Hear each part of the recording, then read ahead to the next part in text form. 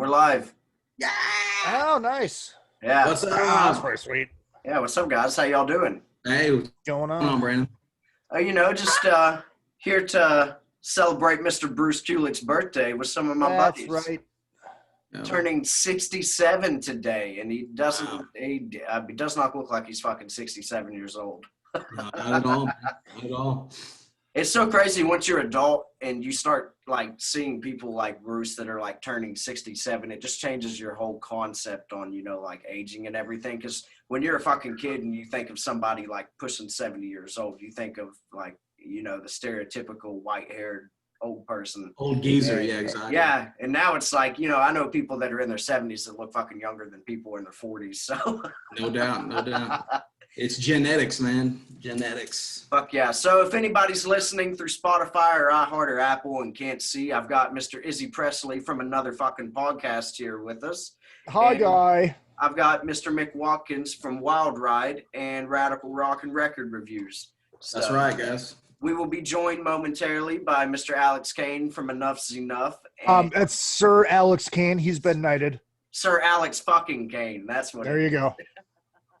And then Mr. Matt Starr from Ace Frehley's band, and Mr. Big's going to jump on here with us. So Nice. yes, it'll be fun to talk about some of these 80s Kiss albums because, some of them get a bad rap, some of them don't. But, it's definitely got Bruce's seed planted all over them, and there's good stuff to be appreciated about all of them.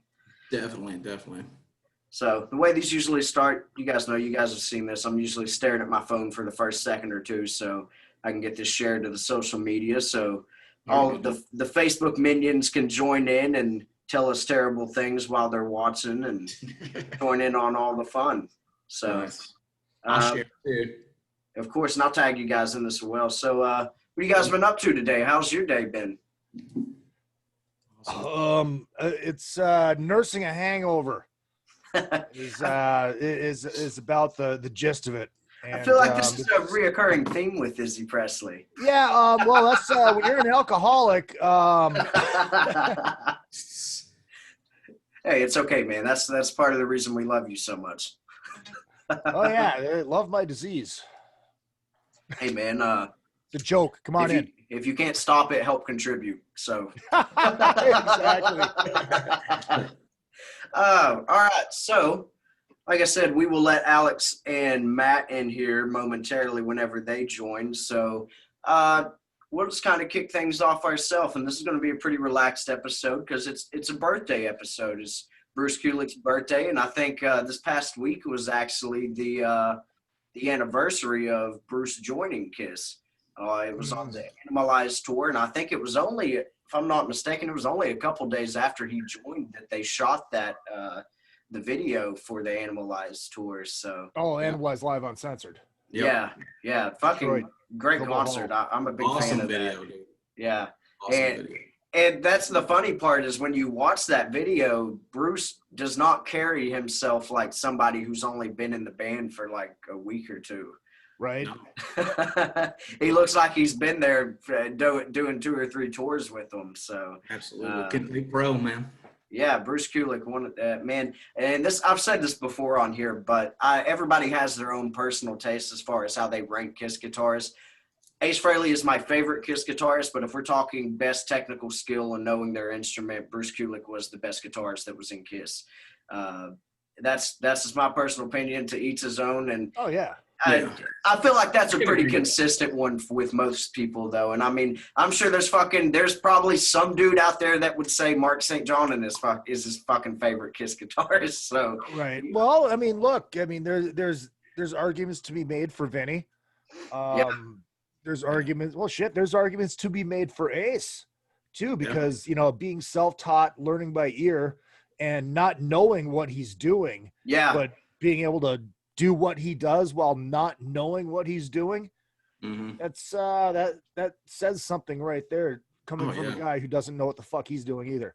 yeah. Some of those guitar lesson videos that he's done with like Guitar World and shit in the past, I love his just how blunt he'll be. He'll be like, "Look, I can't explain what this is actually I don't called." know. It's kind of right.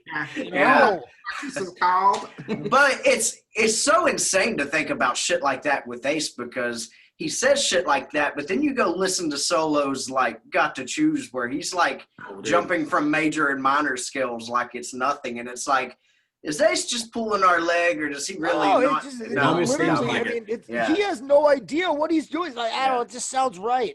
Yeah. You know, it fits. Yeah. And there's, hey man, some of the best guitarists are like that. They can't read a fucking lick of tabs or music sheets or fucking anything. Yep. So. Oh, it's while we're on the subject of great guitarists, before we move forward, I got to give a birthday shout out to the almighty Dave Meniketti. Oh, very nice. Yeah. Yeah, happy birthday to him as well. So what an honor for him to share his birthday with Mr. Bruce Kulick. I kid. So Y&T, another great band out of the 80s. So one of those bands that definitely never gets mentioned as much as, you know, some bands from the 80s that I feel like might get mentioned a little too much. I feel like we could give them some of their leeway to Y&T and kind of even it out a little. Yes. So, like Poison. Yeah. Man.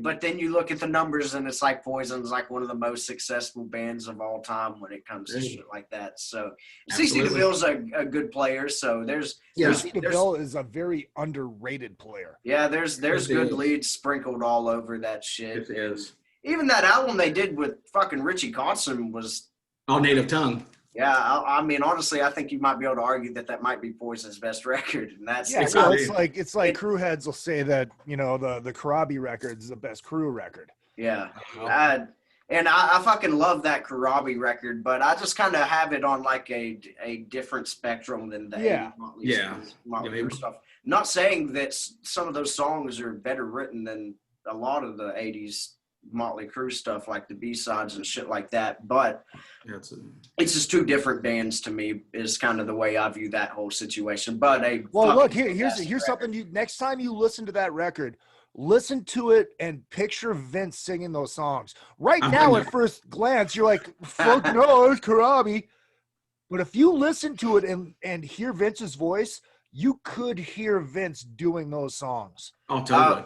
I think Vince could shred on like Smoke This Sky or Poison Apples. Hooligan's Holiday.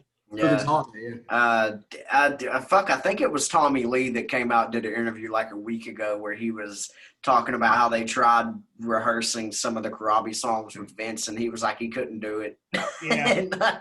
Well, not now. Yeah, I mean, that's what I'm saying. That's kind of a weird perspective to put on it, because I would like to know the timeline of when what he's actually talking about was, because the Swine era, you know. Yeah. What's I think, if I'm not mistaken, Generation Swine, most of those songs were written when Karabi was still in the band. Yeah. Oh, it was, yeah. Yeah, they scrapped a lot of all of his vocals, and Vince just came in and did his own thing on it, which there's good shit on that record too. The late 90s Crue stuff kind of gets overlooked as well. And I love it personally. Yeah, Swine, that had that was the original 4 on there. It was the next one, New Tattoo, that had Tommy Lee was not on it. Exactly. Randy Castillo. Yeah, that's right.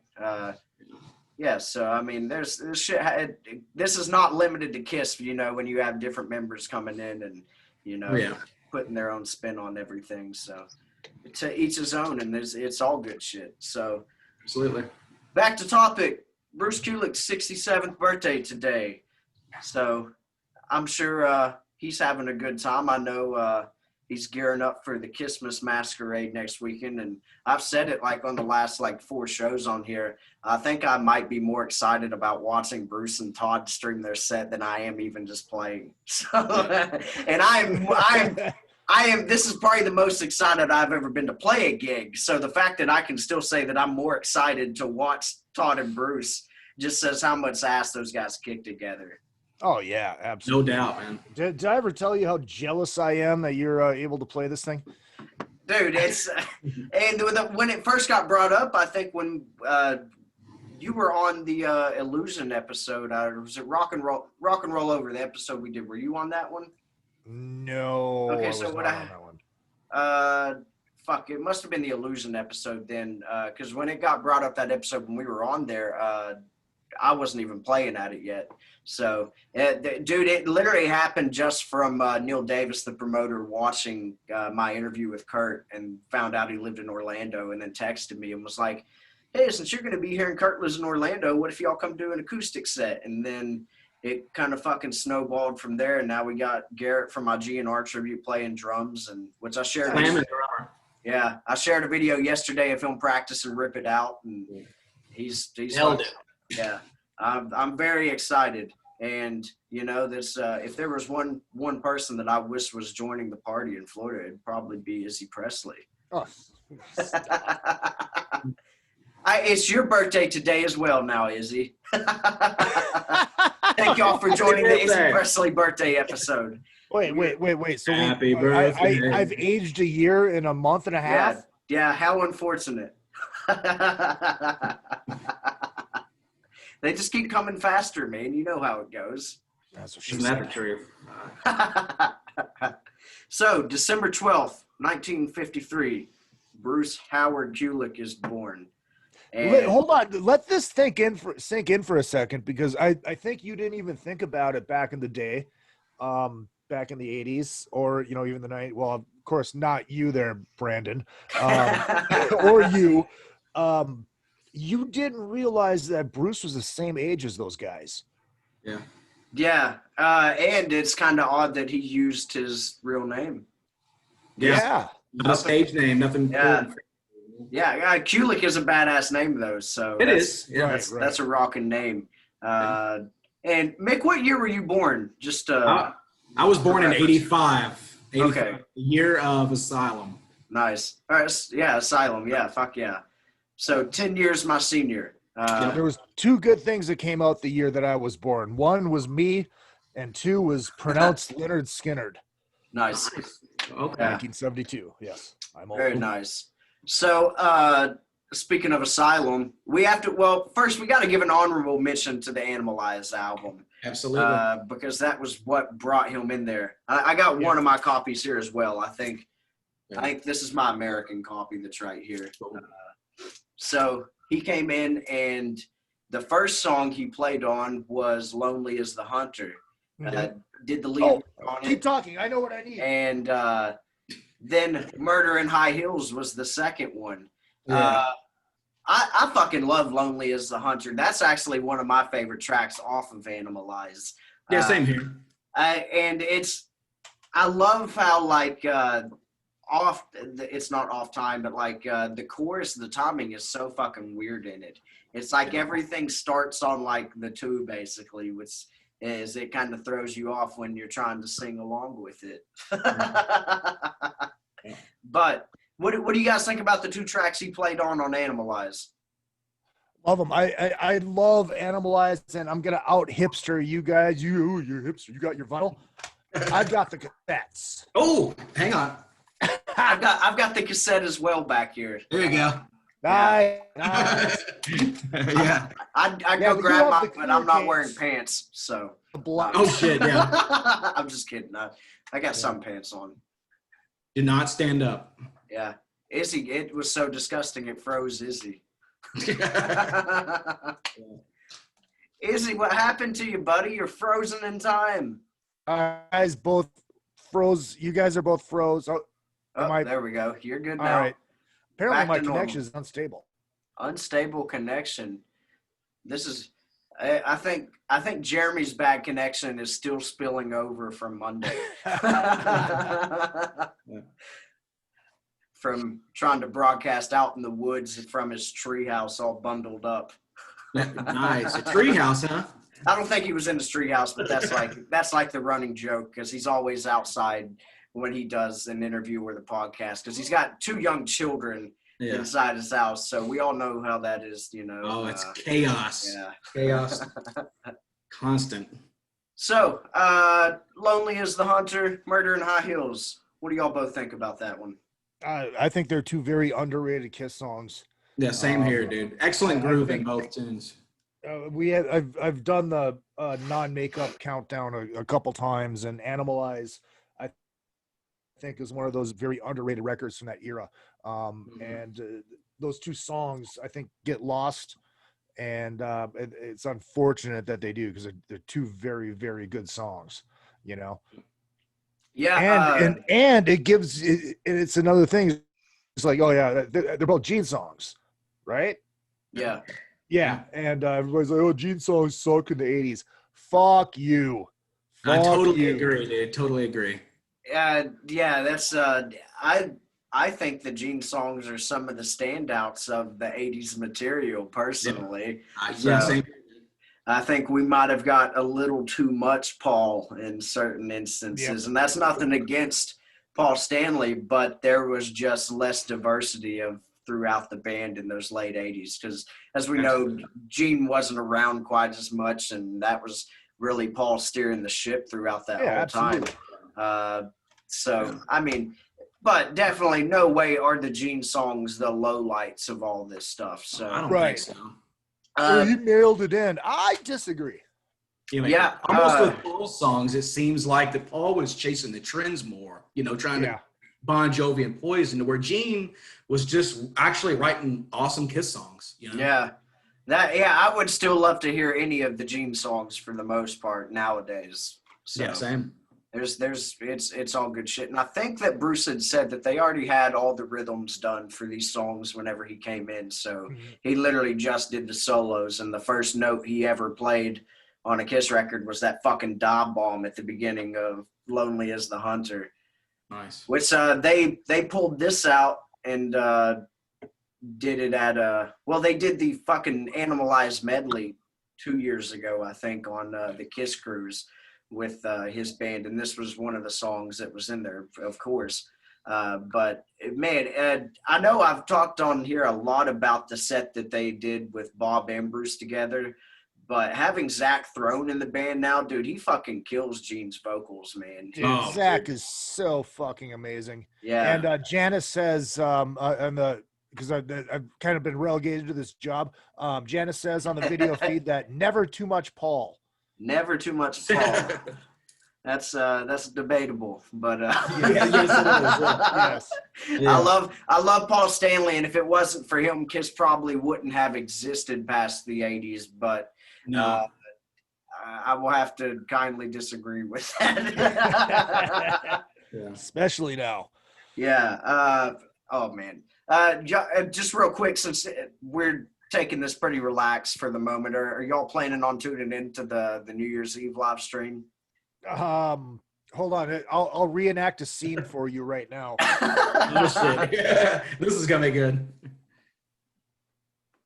Dr. Evil. How about no, you crazy Dutch bastard? Crazy Dubai bastard. It's I'm gonna get it. Man, it's the unfortunate part for me is like I think it's going to air at like 2 p.m. or some shit over here on the East Coast, which obviously you can wait to view it till later, but that kind of defeats the purpose of. Well, if you buy the $1,000 package, you can watch it as much as you want, whenever you want, dude, and that's you will also get a tour laminate. Yeah, that is the fucking cheap one, man. Oh yeah.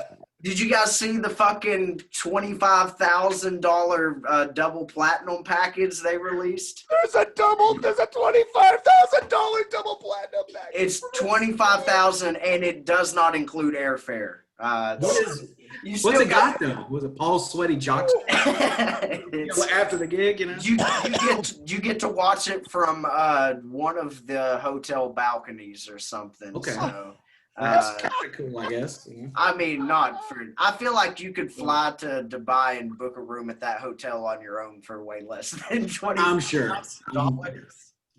But I mean, hey man, don't knock the hustle. So it's never ending. There's fucking somebody who will fucking pay that. We all know it. Yeah, absolutely. Biggest Kiss fans as we all three are. We absolutely know that there are people who will pay that, no fucking problem. Mm-hmm. I need a new bike to preach on as I'm biking on Twitter.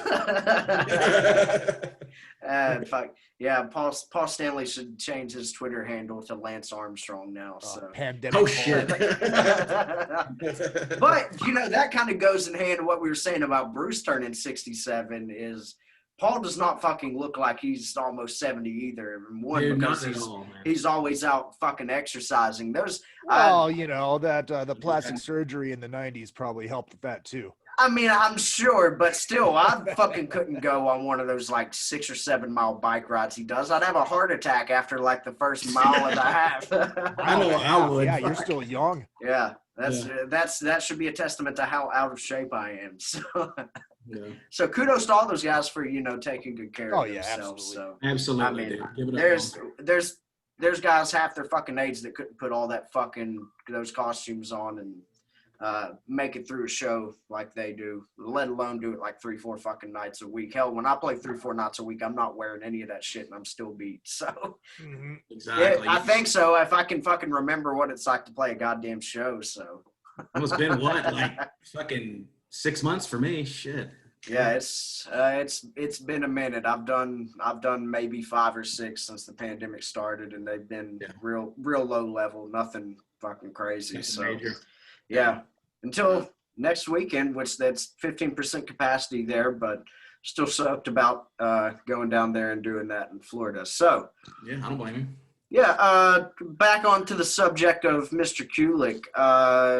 After Asylum, he got to do his first full album, which you can see behind me if I can learn how to point correctly.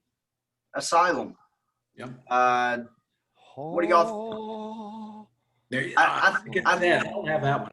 I think I've got that cassette as well. I'm pretty sure I got that one back there. I think out of the like 80s ones, I've got that, Lick It Up, Animalize, and Revenge. So Cool. I would be terrified to stick any of them into an actual cassette player. Oh, they'd be completely fried. They'd be completely. Yeah. Actually, you know what? Believe this or not. So the last time I went home, and I promise we'll get back to fucking Bruce and Asylum in a second. I brought my cassettes back, and that cassette case had been sitting in now home is central Minnesota. Okay. Minnesota. Oh yeah, oh, sure. South Canada. This weekend. No woman has ever heard that phrase and thought, you know what? I really need his cock in my ass. So my cassettes have been sitting in my mom's gazebo, Nice. uninsulated, frozen, unfrozen, frozen, unfrozen. Ooh. Cold winter, hot, cold winter. Yeah, whatever. They all play fucking great. No shit. That is crazy. That's impressive. Just make sure your heads are cleaned. That's it. Mm-hmm. Hey, Nice. That's what we all want. Okay. Yeah. Cassettes get no respect. So Asylum. Bruce had 3 writing credits on this one. King of the Mountain, which is fucking just awesome. Oh yeah. Killer opener. Yeah, I mean, who doesn't love hearing fucking Eric Carr's drums just come in like that, just fucking monstrous. And this is one of the very fucking badass 80s Paul Stanley vocals. Yeah, I agree. The fucking chorus is fucking up there, man, and the whole band is just on fire on this song. Yeah.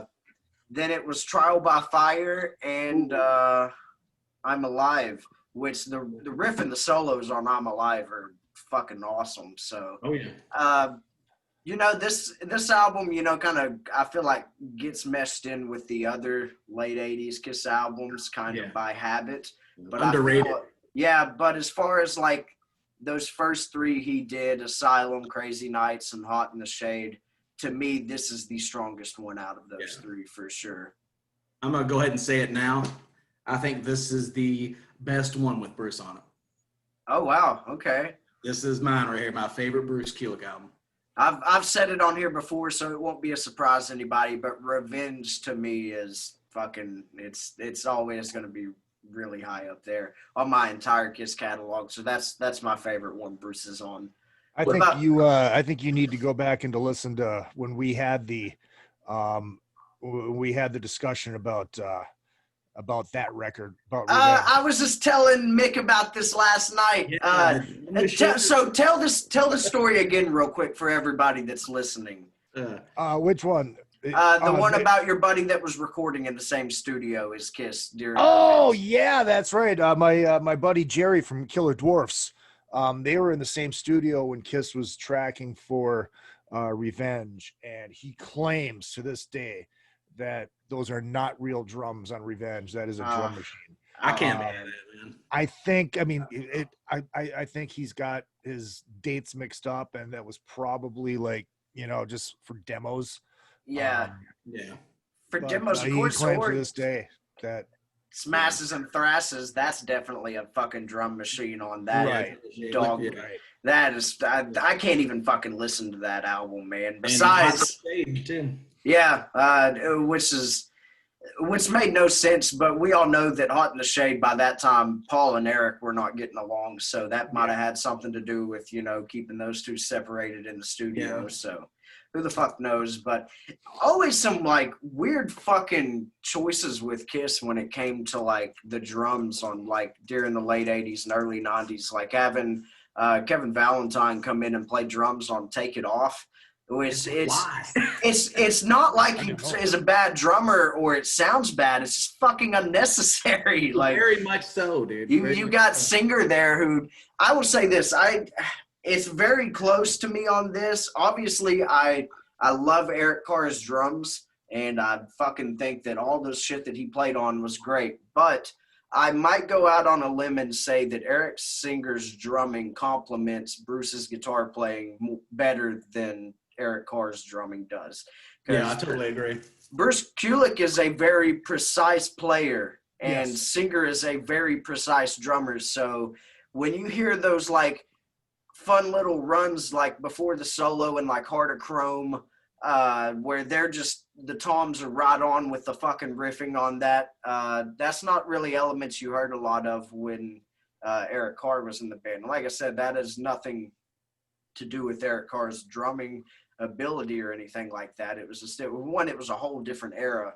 Yeah, different style. But of music, really. I feel like Singer's drumming complemented Bruce's guitaring just as well, if not more, than Eric Carr's drumming did. So cool stuff like that. And that, like we said, to me, Bruce was the best technical player that was in Kiss. So you start to, I think as his time went on, he got to kind of bring some more of his elements like those fun little runs and Heart of Chrome to the look, band. I think this album right here is a great example of Bruce bringing Bruce into Kiss, because I mean, to me, this is I'm going past the best Bruce album. This is the best post Ace album they ever put out. This is the best. This is the best non-makeup record. This is the best album in the 80s. Fuck Creatures of the Night. It's all about fucking Asylum. Yeah, I said it. I don't have a mic to drop. But I do have an inflatable, great white promotional shark. I will drop the shark. There you go. I just said it. You heard it here on my show first, ladies and gentlemen. I think Blabbermouth, get your keyboard ready. I think top to bottom, this album is heads above everything they put out past Dynasty. Really?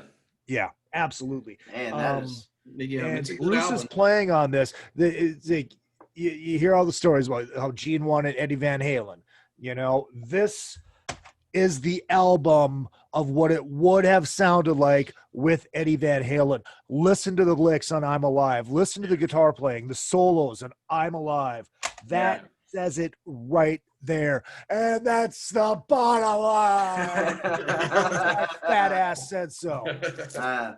That's a bold statement, but I mean, there's plenty of people who will agree with you. I'm not one of them, but I will say this: I am the one that turned Eddie Trunk into the Asylum fan that he now is, and he used to name drop me when he told the story. Now he's taken my name out of it and just talked about how he was on the Monsters of Rock cruise. But it was me blasting Asylum and going, this is the best non-makeup record. He goes, I'll confront him next weekend. I think you're right. Nice.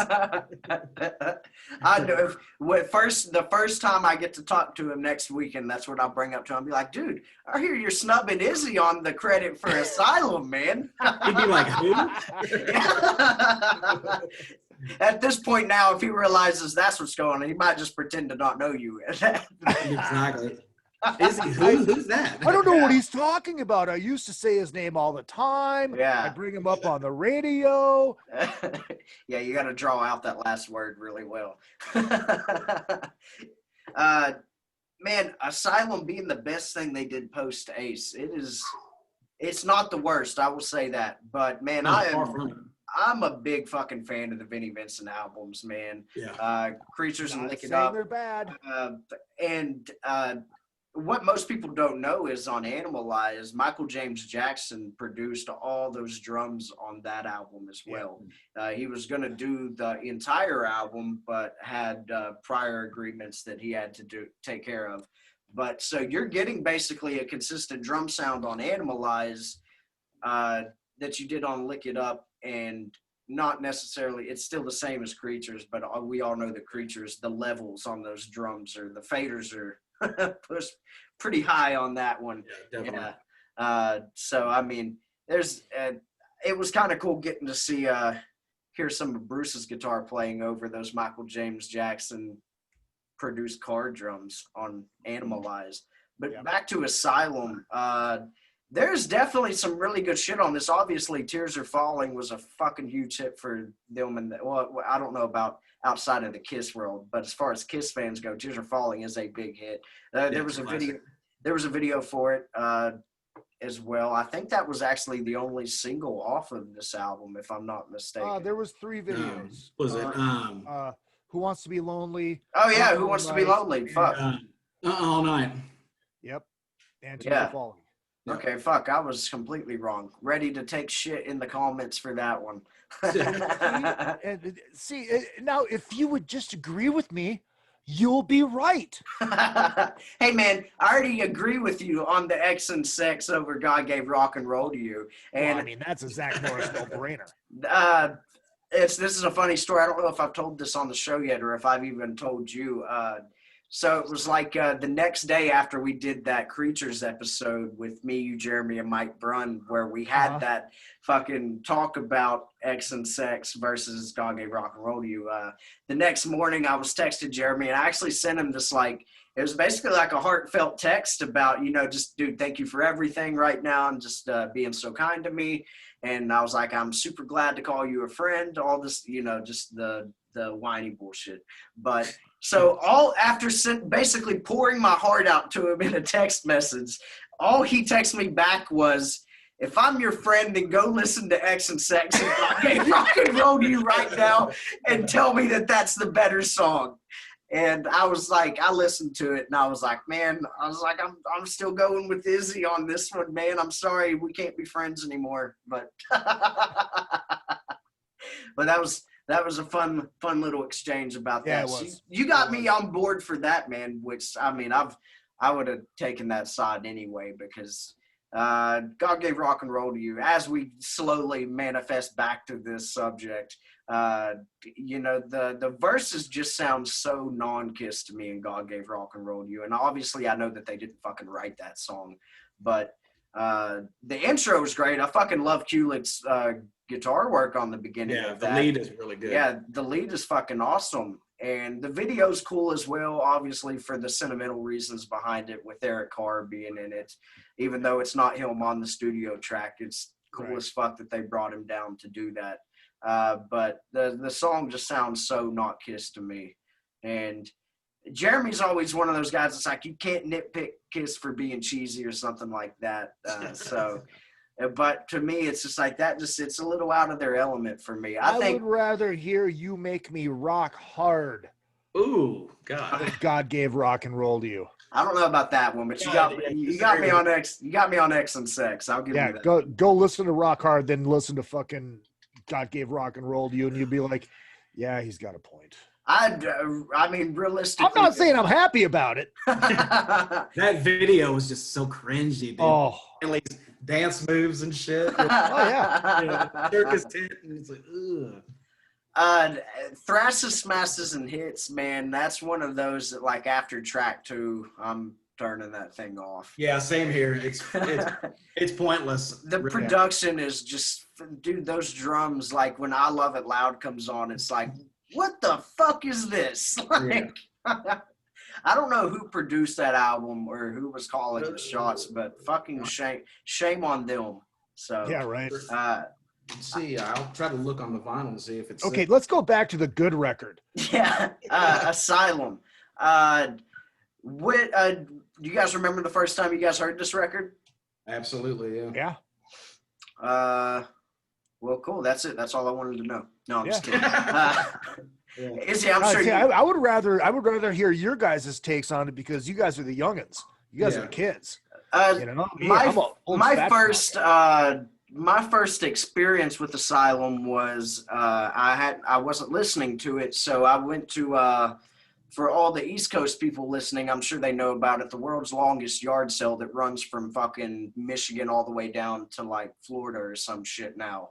Holy shit. Yeah, dude, it's fucking crazy. So like it was ironic that like the first year that I get into KISS was right around this time, and it take place over the summer, and there was just one of the stops along the way just had like thousands and thousands of records, and I found 2 KISS records there, and they had a first pressing of Hotter Than Hell, and then they had I think it was a first pressing of Asylum. And I didn't know that much about KISS at this time. I had just like started to get into them a lot. And so I texted my dad, who wasn't there with us, and I was like, hey, which one of these records should I get? And he's like, definitely get Hotter Than Hell. And but that was still, I remember to this day picking the vinyl out of that crate and seeing the cover, because I love the cover and how it's got the different color lipstick on it.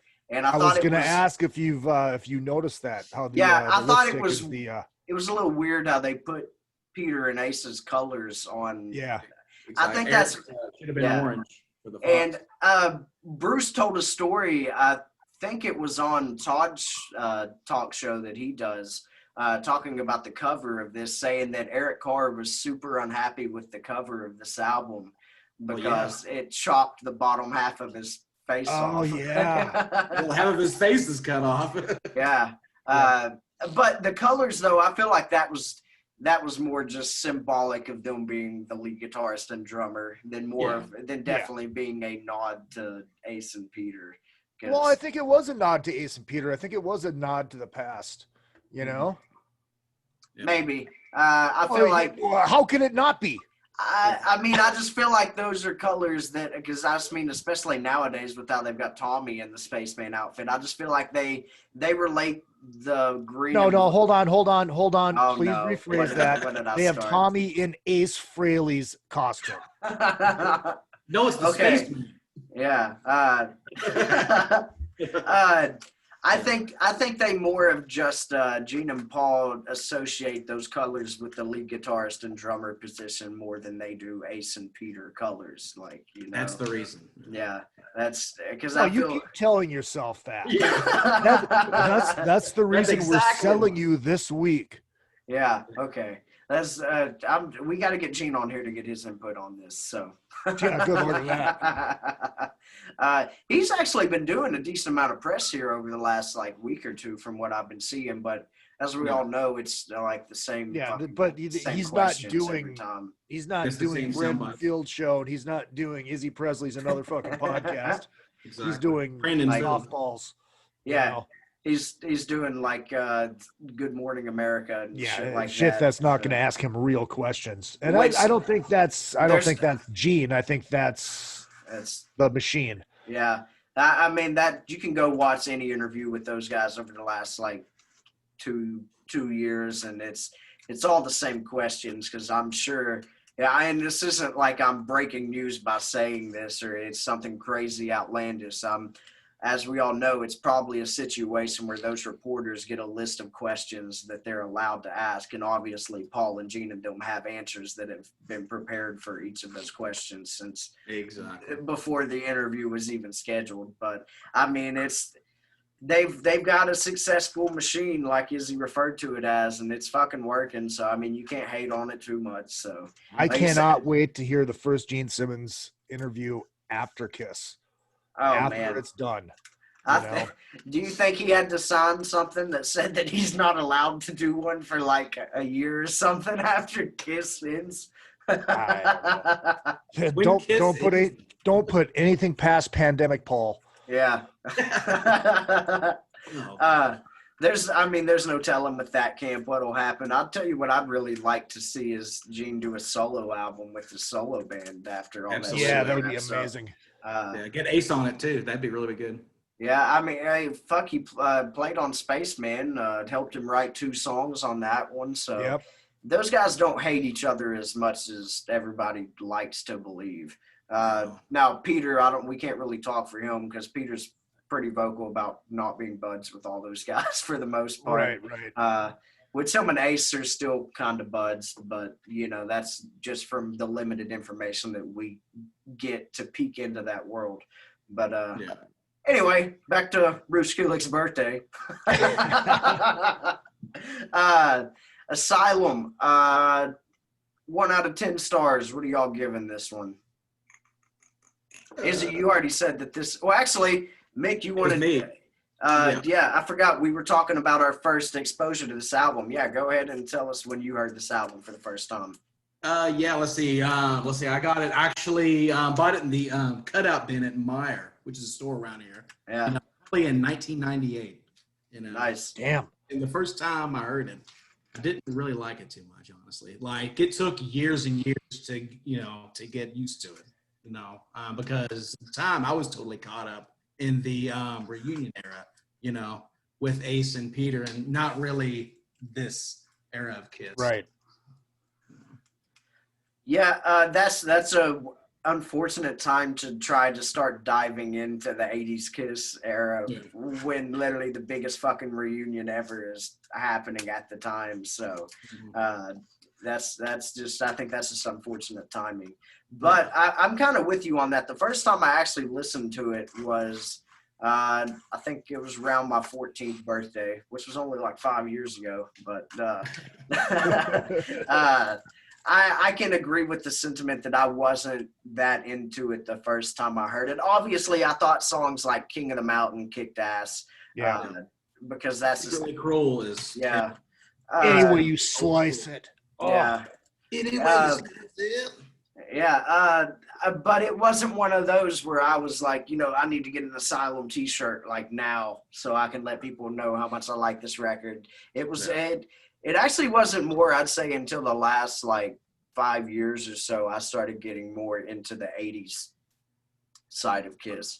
Because for me, it was always the original guys. But Asylum, like I said, it kind of gets wrapped into those late 80 albums that are a little weaker. We all know it's because of the cover. Totally based on the cover. I like the cover, man. I do too. Yeah, I think it's a cool cover. Now we love the cover. Yes. I mean, I've never had a problem with the cover, but yeah, there's people that just your fucking cover's dumb. It's dumb. It's all dumb. I think it's pretty cool. It screams, the 80s. I mean, look at that. Right. That's the 80s Kiss album cover. Yeah. And and if you go back and watch the videos, I'm sure the videos didn't help because the wardrobe in the videos was just over the top. Yeah. I mean, it's like it took 80s and gave it steroids, Absolutely. Yeah, and we all know that Gene always looked a little awkward in the 80s. It's like you look at those those outfits, and it's like fucking. And I'm gonna probably make a reference here that's gonna go over both of your young people's heads, but it's like Andre Agassi and fucking John Bon Jovi from like the Slippery videos had a fucking bastard child, and it came out looking like that. Yeah, that's all the neon and just yep. Yeah, I get you. Yeah. But there is good stuff on this album, and it's definitely the better of those late 80s Kiss albums, I think. I can't go out on the limb with you, Izzy, and say it's the best post-Ace album, but I can't either. Because to me, it's not even the best Kulick album. Revenge is always going to be it for me. But so let's overrate it. I agree, Izzy. I totally agree. Revenge. Yeah. We'll get there. We'll get there. We'll get there. So, moving on to 1987's Crazy Nights. Bruce had 1, 2, 3, 4 4 songwriting credits on this one. Yeah. All the cassettes. See, if I knew we were pulling out the cassettes, I would have fucking got mine. So they're just sitting on the couch back there. They're sitting on top of the Destroyer dolls Nice. that are in Did their we skip boxes. one? This right here. That's Oh. Kulick ain't on that fucking. The only part of that album that Kulick is on is the cover. So. Yeah, Here's the thing I gotta ask: whose ass is this? Is this Paul Stanley's ass? It has to be. it wouldn't shock me. Yeah, it has to be. Come Yeah. on. Yeah, that has to Hey be. Paul's Desmond, ass. hey Desmond, do you like my ass? Let me hit it, Desmond. Come on. Yeah. That was, man, just to touch on that for a second, that was just such a weird fucking thing to me with Creatures, because like the album comes out, they've got Ace Frehley on it.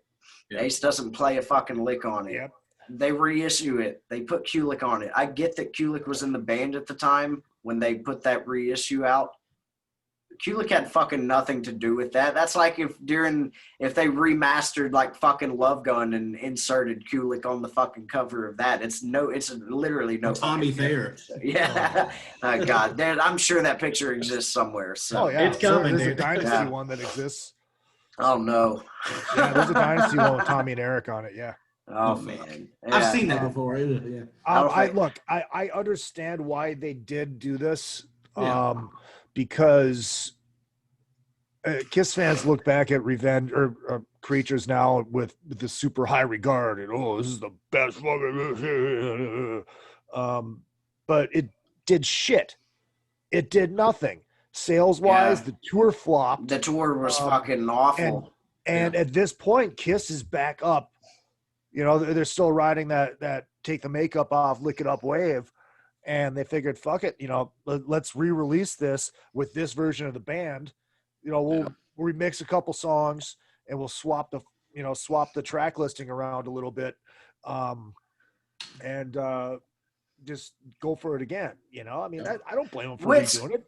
I mean, to be fair, some of those songs had become symbolic of their set list at that time as well. Oh yeah. Like, I mean, for sure. You fast forward to Alive 3, it's the fucking opening track on there. Yep. War Machine, in the 80s. Yeah, they did. I can't remember which cruise it was, but during Bruce's set, they played "Creatures of the Night." So it's not a Bruce song, but when you're in the band in the '80s, it fucking might as well be. So I get that sentiment. Absolutely. But it's so weird that they never fucking threw Vinnie Vincent a fucking bone on that album, which I understand he didn't do all the guitar work. There's like 3 or 4 guys on there. Well, look, you know the reason Ace is on that cover, right? Oh, well, it was contract shit. Yeah, it was contracts. Yeah. You know, they had to make it appear that Ace was still in the band. Yeah, and even up till when the tour fucking started, they were still, as according to them, Ace was still in the band even while those first couple shows were happening. It was just Ace couldn't perform that night because he was still recovering from the car wreck. Yeah. The car wreck that had, obviously, if you go watch the promo video they did in like England or something, Ace is there in makeup and he's perfectly fine. And fast forward like a month later and it's like Ace Frehley is still recovering from this car wreck. It's like, dude, we just saw him like a month ago. Who the fuck was that then? Right. Like, But Ace was totally fried in that era too, man. You see the interviews. He's just completely like gone, you know? Yeah. The 80s were a rough time for Mr. Frehley. So, but kind of we'll stick back on to the Bruce Kulick stuff here real quick. Yeah. But I will say this, and I know we'll get to it when we get to Alive 3, but that version on Alive 3 of Creatures of the Night is so fucking heavy. Yeah, fuck It yeah, is just man. heavy. Yeah.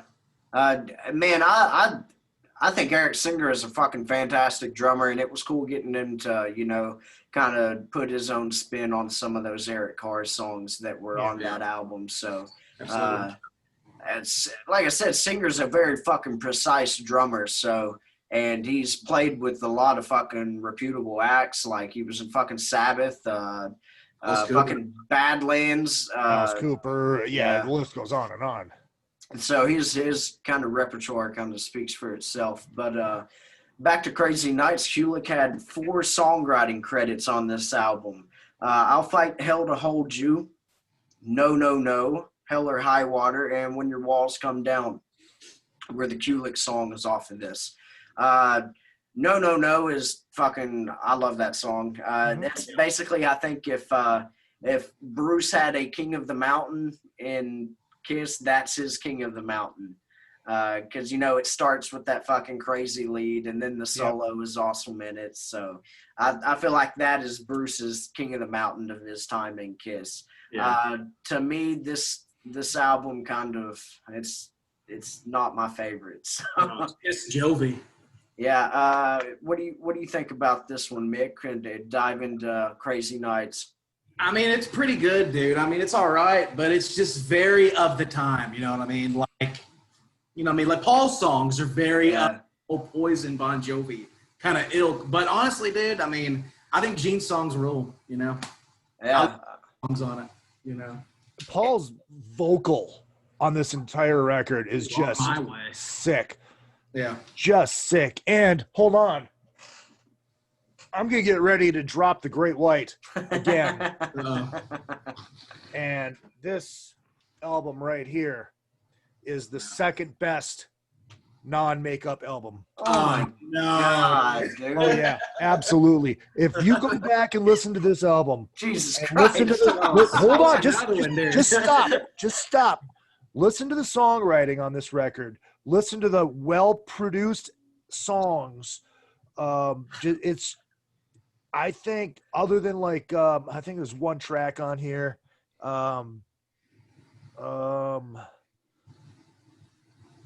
Which one is it? Maybe Thief. Actually, no, that's a pretty good song.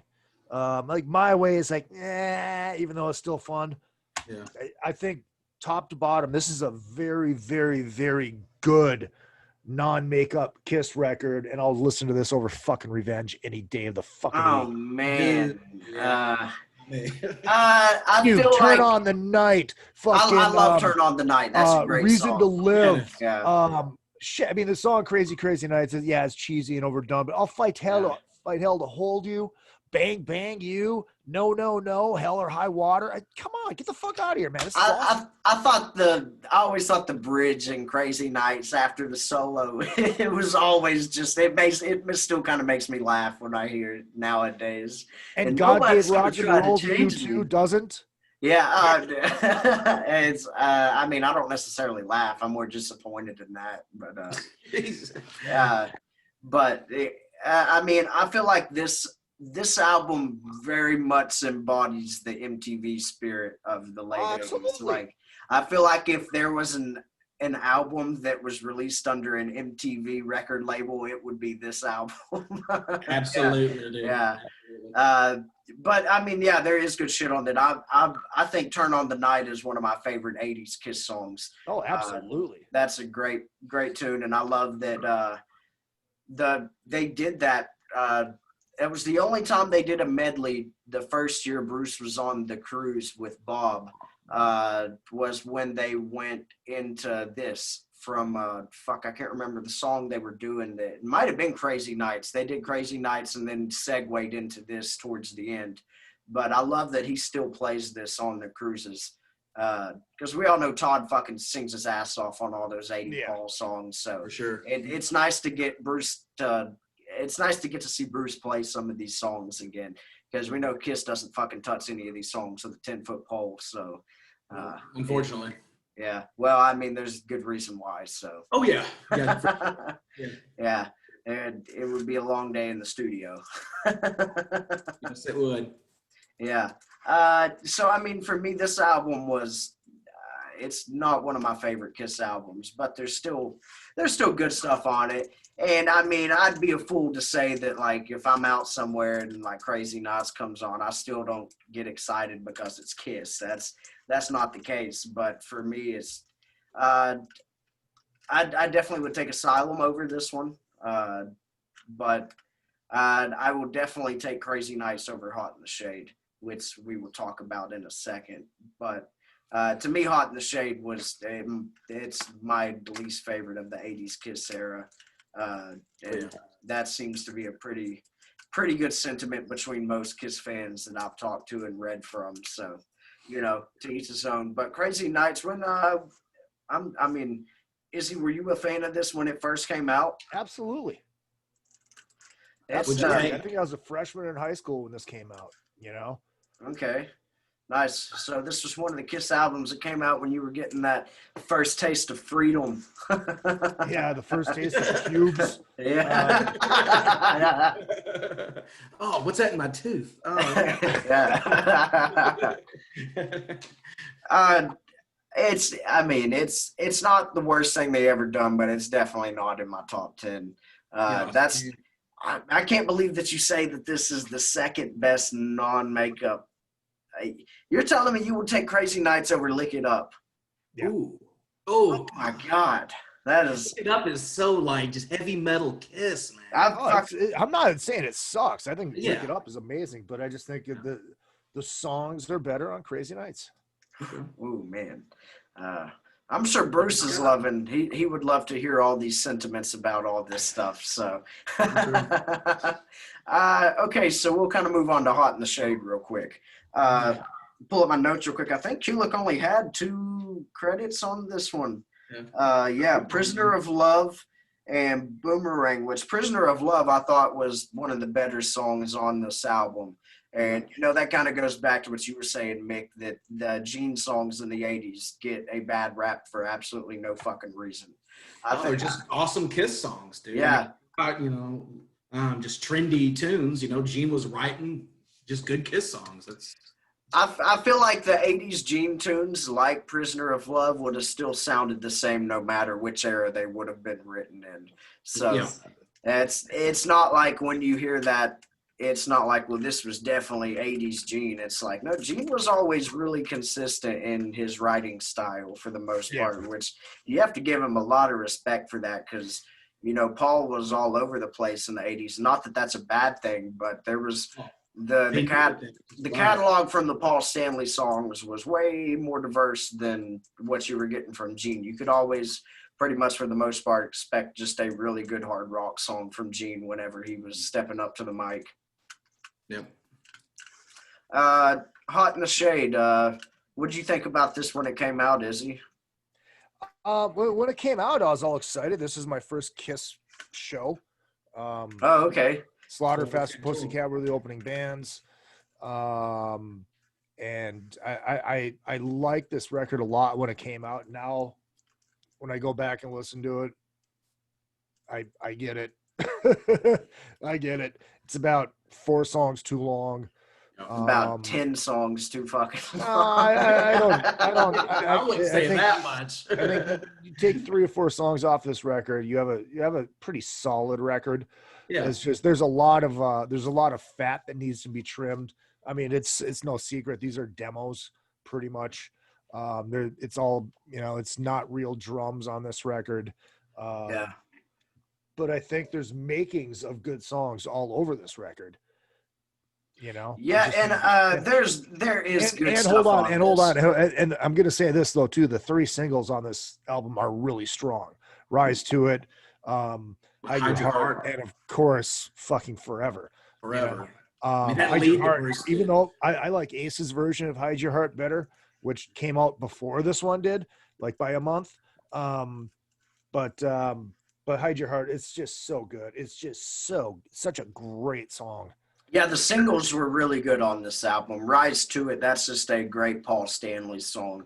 That one definitely leaned more towards just the hard rock Paul, than kind of the stuff on like Crazy Nights. But it was unfortunate listening to this album and knowing that a lot of that's not real drums. And we all know that Paul and Eric weren't really getting along that well around this time. So that might have played into that a lot. So, but you said that you saw the live show on this tour and it was your first one. I'm pretty sure Hot in the Shade was when they actually started throwing in like some of the fucking like 70s tunes into the set.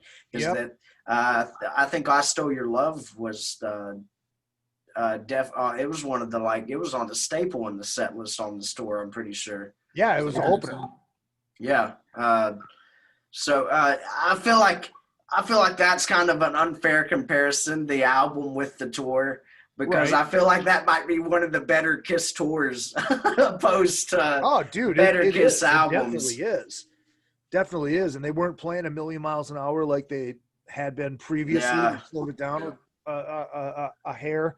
Um, I have such an emotional connection with that because, you know, that was my first Kiss show, you know.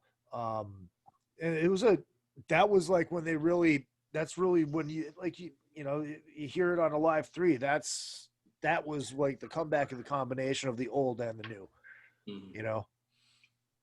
I wish we could have got a live album out of this tour. That would have been cool to, you know, to have great set list. have Eric Carr's drums on some of those classic songs. Right. And, you know, you talk about how they kind of played everything faster in the 80s. Now, do you guys think that was Eric's drumming, or do you think that was Gene and Paul saying? I think that's directly from Paul. Yeah. Yes. Directly from Paul. Because, I mean, you go listen to, like, the Creatures tour, they weren't really doing that yet. That was still, for the most part, right. You know, it was pretty consistent with the timing on those tracks. But, yeah, they were fucking flying, like, the Animalized show, they're fucking flying through that goddamn set list, man. Yep. It is crazy to watch, especially when they're doing, like, Fits Like a Glove. That, dude, it's like the BPM is, like, literally, like, twice as what it was on the fucking record. Yep. And I always thought that, you know, it was cool to see Ace come out here recently and give Bruce those props on, like, playing his solos when he was in Kiss. Because we know Ace doesn't have a lot of nice things to say about Kiss for the most part anymore when they get brought up, unfortunately. But for him to be like, I think Bruce Kulick blows all the other guitarists out of the water. And when he would play my solos, it still sounded like Bruce Kulick playing them, but he kept with the feel of Ace's, you know, the memorable parts of the solos. So, but I think that's true to a point. If you go back, like, especially you can't use Animalize Live as a real meter on it because, I mean, Bruce was so fresh in the band. But, like, I mean, come on, watch some of that live stuff from fucking Hot in the Shade. He's not playing anything close to what Ace was playing on I Stole Your Love. Or Deuce either. Yeah. You know, he made them his own, but those, like, especially with I Stole Your Love, he didn't keep that anywhere near what it originally was. And but I'm not saying it was horrible. I mean, it's still fucking shredded. It was still great. I mean, it still fit what it was. But yeah, it wasn't even close. I always thought he did a good part on the Vinnie Vincent stuff too. Because I mean, Bruce's lead's great. Yeah, those leads on Creatures are fucking awesome on a live 3, and yeah, it was with I think it was with Bruce's when they added in that fucking like the little extra parts to lick it up to kind of spice it up a little bit. Yeah. So Bruce was like a good combination to be able to play all the eras in Kiss, I feel like. And that kind of goes back to him being a very precise guitarist and technical with his playing. So, you know, he did a very good job of representing all eras that had come before him. Which, I mean, at that point, it was just fucking Ace and Vinny, which I don't really count Mark quite as much because, he only did, 2.5 shows with the band or something. Like 7 songs. Yeah, and I mean, his playing on Animalize is good. It's very out of the element for Kiss, though, I feel like, even more so than kind of Vinny shredding. I know that Gene likes to talk about Vinny just taking those real long solos and shredding, just playing a million miles a minute. But I feel like Mark St. John did that more than Vinnie Vincent ever did on the shit he played on. Wasn't really at all. Yeah, no, absolutely not. But back to Hot in the Shade. Overall, is this where do you guys put this in your Kiss catalog for the most part? I think this is one of probably the worst Kiss albums in the whole discography. Yeah, it's. I don't think I've ever made it through this album in one sitting. It's a And rough lesson, man. It really and is. that's not necessarily quite as much because there's 15 fucking songs on it, but Yeah, see what I mean? It's about 3 or 4 songs too long. But I mean, still at that though, the songs outside of the singles, they're not that great. Yeah. The Street Giveth and the Street Taketh was a good song. I love that song. As we know, that was Mr. Tommy Thayer played a little guitar on that one and helped write it. So this was. I think Cadillac Dreams is a good tune. I think Silver Spoon is a cool song. God, I like Betrayed. Betrayed is good. Do you think it's that not as bad? It's not as bad as you think it is.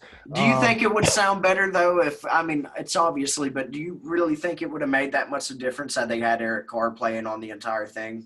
Yeah, I think so. Yeah. If it was mixed correctly, and those songs were finished, and hold on, I gotta hit the Google machine because I don't have it in front of me. Hot in the Shade.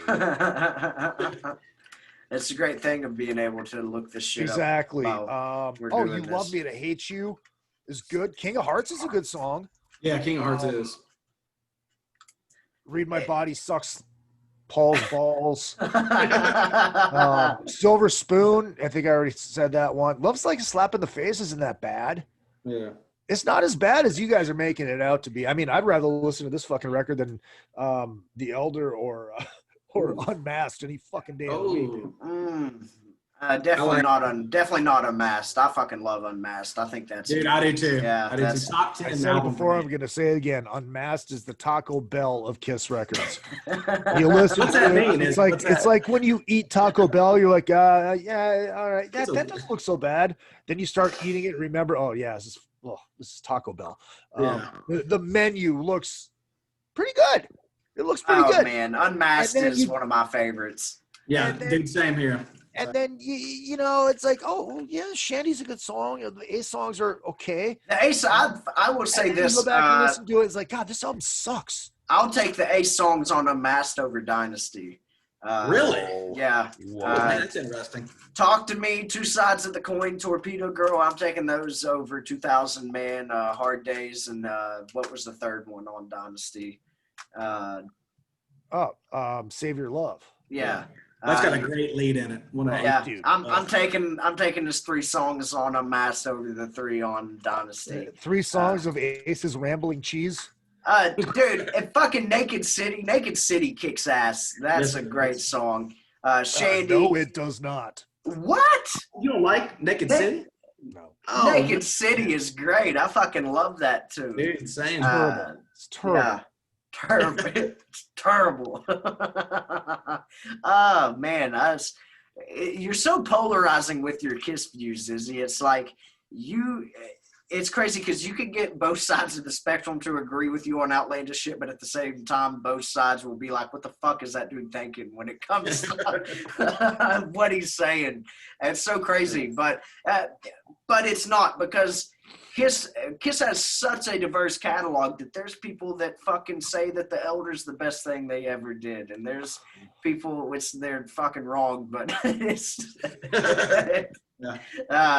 but you know, you will find somebody who will say, you can take any example of Kiss, and there's always going to be one person who will say that that's their favorite thing Kiss ever did, or it's their least favorite thing. So, yeah, take Chris Jericho, for instance. He takes 80s Kiss over 70s Kiss. Right. But have you ever heard anybody say Carnival of Souls is their favorite Kiss record?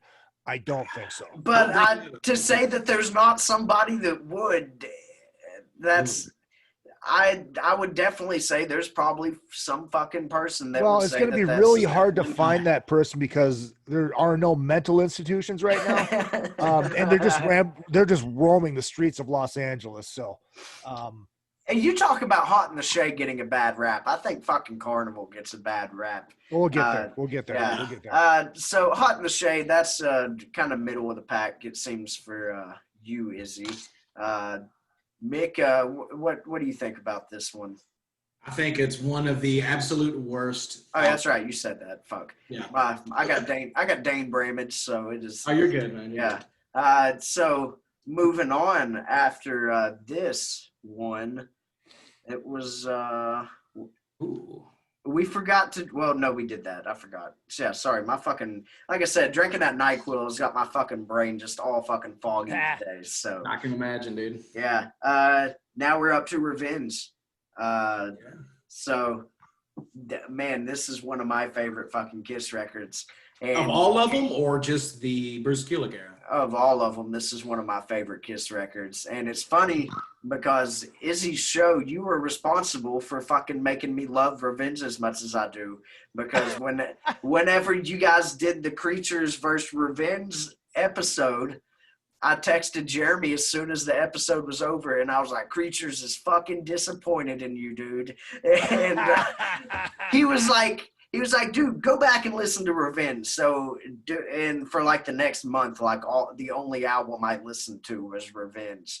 And now it's fucking super high up on my catalog. It is, the production is fucking killer on this record. Singer being in the band, like I said, his drums might complement Kulick's playing better than Carr's did. And that's nothing against Eric Carr, but like you said, Kulick and Singer are both very precise players, and it mixed very well. And it was weird on this record because, you know, Bob Ezrin produced this one, and it seems every time Bob Ezrin fucking produces a record for Kiss, he has to bring Dick Wagner in to do a fucking solo for some reason. And once again, it's like, why? But I think the fucking weirder part is that on Every Time I Look at You, that's fucking Bruce playing bass. Like, Yeah. Gene's not even fucking on the song. It's like so many unnecessary fucking little quirks like that with Kiss. It's like, drives me nuts. And it's not like the solo Dick Wagner played was bad, but it's like, why? Well, Bruce could have done that easily. Bruce could have done that or better. So it makes no fucking sense. And it's no knock to Dick Wagner, Kevin Valentine, who played drums on Take It Off. It's like, but when you think about it, it's like, fucking why? Like, you have Singer and Kulick there. And, It's, you know. Look, if this was 1978, they wouldn't have even have been listed as playing on the record. It'd just make you think it was whoever was on the fucking cover, you know? Well, I think if it wasn't for shit like Wikipedia, we still wouldn't know who was playing on some of those Kiss records. No, exactly, dude. Yeah, because I mean, there's even instances of like Bob Kulick where he did interviews, and at one point he would say like, was it Danger off of Creatures? I think that was the one that he supposedly played on. Yeah. And at one point he would say that was him, and then a few years later he'd be like, no, that wasn't me. So that's Vinny, it sounds like to me. I mean, who the fuck knows? Like, really, who the fuck knows? I don't even, definitely the guys in Kiss don't fucking know. So Gene and Paul, Paul can't even get the fucking album titles correct half the time when he fucking is introducing a song. Right. So, I mean, but as far as Revenge goes, man, this kind of goes back to my love for the Vinnie Vincent era. Fucking Vinnie brought some badass tunes to the table for this. And how weird do you think that had to be for Kulick to, like, I'm still fucking, I want Mike Brunn to get that interview about the fucking Revenge era with Vinnie Vincent so fucking bad, because there's literally no clarity to, like, what capacity Vinnie was fucking included on this record. Right. Like, we don't know if it was just him sending in fucking tapes. We don't know if he was at the fucking studio with these guys, or, like, did him and Kulick ever see each other? These are things I want to fucking know. I want to know if Vinnie Vincent and Bruce Kulick were in the same room for this record. I can't imagine they were, but who the fuck knows? So, I mean, it's weird to think about, because Kulick only had one fucking writing credit on this album, I think, and that was Tough Love. And he played bass on that as well. So it definitely had to be weird for him to be there and only get like one songwriting credit on the album, and then here comes along Vinnie Vincent, who the band notoriously does not like, and he writes arguably three of the best songs off this record. Unholy. Right. And he writes arguably one of the greatest songs in the fucking Kiss catalog in Unholy. Unholy is fucking that is great. Yeah. That is one of, if we could take War Machine out of the set list and insert another iconic Gene song, it would be fucking Unholy for me. That'd be cool. Yeah. Because, I mean, he played a little bit of it on his solo tour with Jeremy and them, but God, Kiss hasn't fucking played this, I don't think, in the recent years, unless I it think was on last time was like in 04. Okay, so definitely not on any of these fucking recent tours that they've done. So if we could take War Machine or I Love It Loud out and replace it with a different Gene song, this is going to be the one for me. So, Mick, do you remember this album coming out? Were you into Kiss then? This is actually the first time I seen Kiss, really. And it was this picture, and it was on the back of a Batman comic book. Oh, nice. Yeah, dude. Yeah, and I saw it, and I thought that they just looked so fucking cool, dude, with the blood dripping down, the leather jackets and shit. But that was it. I didn't hear it, probably until 97, 98. So, yeah. I like that Eric still had his blonde hair on this. They hadn't forced him to dye his hair yet. Added an edge to the band. Eric Singer had great fucking hair. I mean, as far as I'm concerned, I thought his hair looked fucking awesome, especially in the music videos for this shit. So I love the Unholy music video as well. How it's so dark. It was so Slayer. And it's like I don't know, the frame rate is like cut in half, so it's like it looks like it's sped up, but it's not sped up. That kind of effect that it does. I don't know the correct term for that. Somebody in the comments will call me a dumbass, but this is a fucking solid Kiss record for me, and I think you really get to hear Kulick shine more of like Kulick as being himself on this record, even though he only got one songwriting credit. Right. There was, I mean, Heart of Chrome fucking kicks ass. God, Izzy. That's what I'm saying. You have some really awesome, outlandish views, and then at the same time, it's like, what's wrong with Heart of Chrome, man? It's okay. Of the songs that I would take off of this album, obviously, God Gave Rock and Roll to You Too, which is the biggest pile of trash that this band ever recorded. Oh no way. I would take Tough Love off of this album, and I would take Heart of Chrome off of this album. Oh my God. What about Spit? Spit I love. It's Really? it's tongue-in-cheek fun. I just hate that. That part's kind of dumb. The scatting part's kind of dumb, but it always was fun. It reminds me that he was trying to do that part in the Van Halen song, the Hagar song, Why Can't This Be Love? Or Why Can't This Be Love? Yeah, it fucking reminds me of that part every time I fucking hear it. Yeah. But man, there's good shit on this, and it was cool getting to see some of these tunes on the Unplugged show when they did it. Like, hold on, time out. There's actually one more song that I would take off of this record, and I know you two are gonna want to jump through the fucking screen at me. I Just Wanna. I like it. I'm actually less surprised than I am Heart of Chrome. Like, I can see taking I Just Wanna off of the record more than Heart of Chrome. I mean, if I'm taking any song off, Jericho's version of Heart of Chrome. Oh no, that's the guy. I mean, here's the thing. That's I think they did a good job on that, and I think it's funny that that fucking Jericho's Quarantine Band has the highest fucking charting song off of Crazy Nights. that is so fucking hilarious to think about. That it's funny, but it's also kind of sad at the same time. But I think if I'm taking any fucking song off this record, it's fucking Car Jam, and that's it's.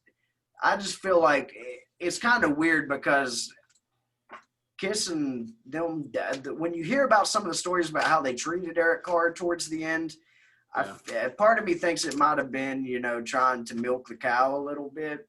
throwing it on there. So I don't know. It was a fucking whole sticky situation with how with how like Eric exited the band and all that shit. So I mean, Eric felt like he did those. Eddie Trunk has talked about it where Eric felt like he was not going to be back in Kiss even had he lived. So it's an interesting thing to think about. So that's why I just hear that and it's just like, eh. So when did it start with Eric and Paul start feuding? Was that with Paul's solo tour when he had Eric Singer? Is that what started, or? As far as I know, it was around the Hot in the Shade time is whenever everything started. And, you know, Eric was obviously not happy about them not letting him go and jam with Ace and all that. So there's so many sides to that story that we'll never know exactly how that shit went down. Right. So unless you go ask Carrie Stevens, which you've got to talk to, Izzy, a couple times, I think. Yeah. It's cool to get some insight from somebody who wasn't in Kiss that was kind of there. I highly recommend her book, by the way. I've been meaning to fucking order it, man. I actually went into Barnes & Nobles here in Lexington a few weeks ago and was trying to get it, but they didn't have it at my local store. So I'm going to have... Hold on 1 second. Let me grab it. Is yours autographed, Izzy? Of course it is. Nice. She actually, she gave it to me when we went out for like drinks. Nice. But yeah, this is the book. And it's more than just tell all about Eric Carr. It's her whole story. It's really good. Talk about somebody else that doesn't look their age. Jesus. Yeah, no shit. But if you buy it off of her website, you know, you'll get that. Yeah. And then she actually takes pictures of herself with it. Nice. That's great. It's pretty cool. Yeah. Like I said, it's cool to get to hear some of those stories from somebody who wasn't on the business side of things. Yeah. And, you know, it's like I said, we'll never fucking know how that shit exactly went down. But to me, Revenge is out of the Kulick fucking albums. And, man, I can't say that this is my favorite non-makeup era album. But if I had to choose one, it's fucking tied at number one with Lick It Up for me. Because Lick It Up, man, I just fucking love that record, man. That is a great fucking Kiss record. Same here. So Revenge is pretty fucking high up there for me. You want to hear a really odd take? Yeah, I cannot stand the studio version of the song Lick It Up. I think it's a big pile of trash. Yeah. But I love the live version. Oh, have either one of you ever actually played the song? Yeah. I have before, Dude, it's one of those that you're like, oh, when is this fucking over? but that's why we always do the live version. We always do the live version. Yeah, you have to, man, or otherwise you're just fucking falling asleep while you're fucking playing it. It's very plotting. Yeah, it is. There's good reason why they fucking added all that shit into it live. And Michael James Jackson did an interview where he got asked about why that song didn't have a solo on it. And it wasn't like a conscious decision that they made. It was just like they didn't feel like the song needed it. And I listened to it. I'm like, this song does need a guitar solo on it. To break up the monotony. Yeah. Sure. But that was a weird album as far as Vinny's guitar solos go. It's like you don't get a solo on Lick It Up. Then they bring in Rick Derringer to do Exciters. So it's all these, like, it goes with the unnecessary themes of just everything. Right. So, man, unless you were there, you'll never know why that shit was happening or whatever. And half those guys don't even know why that shit happened themselves. So Revenge sits real fucking high for me, though. So then there were two live albums that came before Carnivals. And that was Kiss Alive 3. I'm so jealous you got that on vinyl, man. It's killer. I've got it on CD, but I don't have it on vinyl. So when that came out, I had to order the Japanese version, Japanese import, to get taken off on the CD because it wasn't on the original CD here. I don't know. Is it on the Is it on the vinyl? I believe, yes, it is. Yeah. Yeah, but it wasn't on the original release in the United States. I love Alive 3. I think that's a great fucking record. It's Yep. I feel like it should have been Alive 4, and we should have got an Alive album from either the Lick It Up or like the Hot in the Shade tour. I feel like they really missed the mark with that. But it's still a great fucking record. And like he said, Bruce's leads on Creatures of the Night are fucking awesome. So he kind of made that his own. It was cool to hear. And the song selection was cool as well, getting to hear some of those songs that were on Revenge on there. Which they did. I just wanna was on there as well. Yep. Which track 3.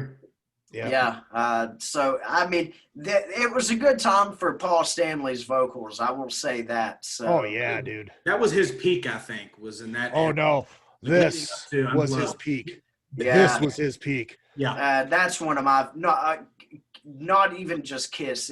Kiss's MTV Unplugged is one of my favorite records of all fucking time. Oh yeah, dude. It's so good. You get to the kind of segueing to Gene for a second, and we'll go ahead and talk about Unplugged. I think that album really showed how well of a bassist and singer Gene is, and doing the shit at the same time.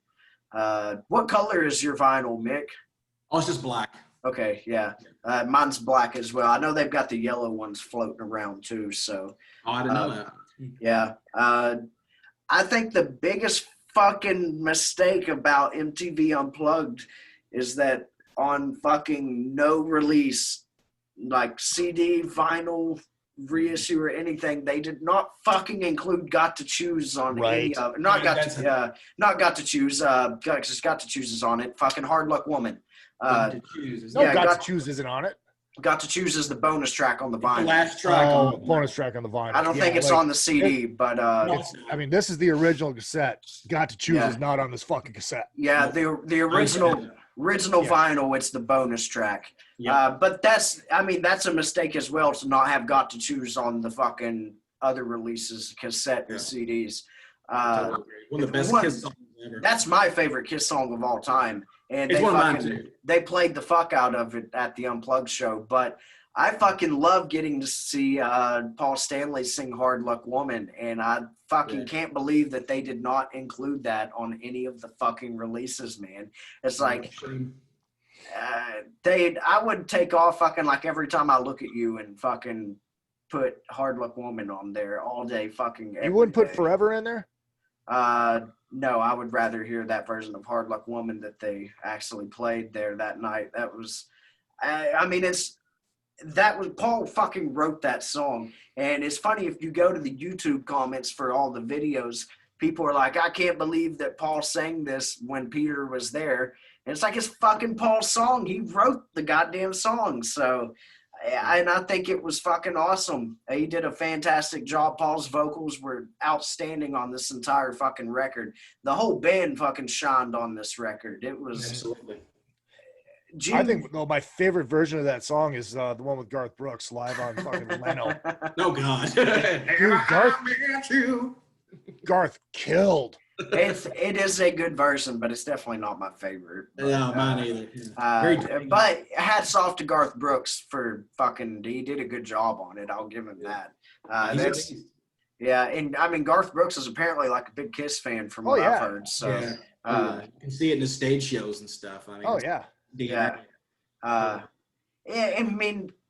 Kiss's stage show is spilled over to fucking everybody nowadays. I think it's kind of funny how fucking Motley Crue likes to fucking pretend that they aren't Kiss fans and all that shit. Six. Yeah.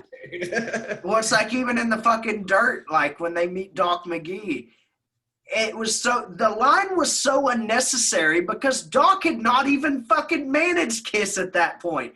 They gave the guy that played Doc the fucking line saying, well, I've managed everybody from Kiss to Bon Jovi. And it's like, at that point, he had never fucking managed Kiss. And they literally only added that in there just so they could give their characters the lines of, we fucking hate Kiss.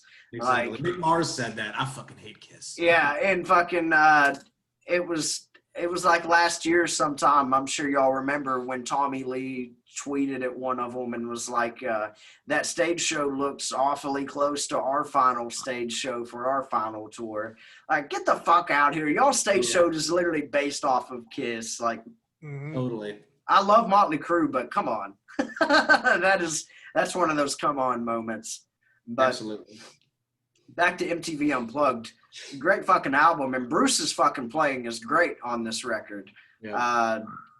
Whenever they do I Still Love You, Bruce is fucking that weird little, I don't know the correct names, but the chords or whatever that he's playing right before the chorus starts, it just fucking adds so much to it. And you can't really, I don't know if that's on the Creatures version. If it is, it's very buried in the mix, but I love the lead work that Bruce did on that song, specifically on MTV Unplugged. And that goes back to Bruce just being able to represent all eras of Kiss very well, because he's a fucking fantastic guitarist. Absolutely.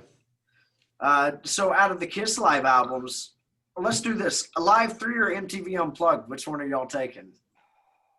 Unplugged for me. Easily.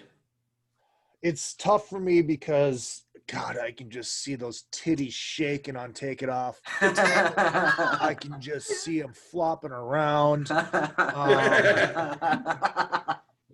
But just Paul's vocal on fucking I Still Love You.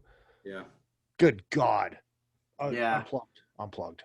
Yeah, it's no doubt about it. It's fucking Unplugged for me. This is that, like I said, even outside of Kiss, this is one of my favorite fucking records of all time. I could listen to this album anywhere at any time and enjoy it no matter the setting. I wish we could get something more out of them nowadays like this, but that would never happen in a fucking million years. Something stripped down like this. They even stopped, because for a while, up until the last couple years, if you got the VIPs, they would do a fucking Unplugged set. And I enjoyed watching, like, backstage before the show, I would enjoy watching those videos from that more than I would the actual footage from the concerts, because they would do shit Paul like... was actually singing in that. That's when the cracks in his voice started to really show. Yeah. I mean, really rough. That that shit started a lot earlier than everybody thinks. Well, it started like 2012.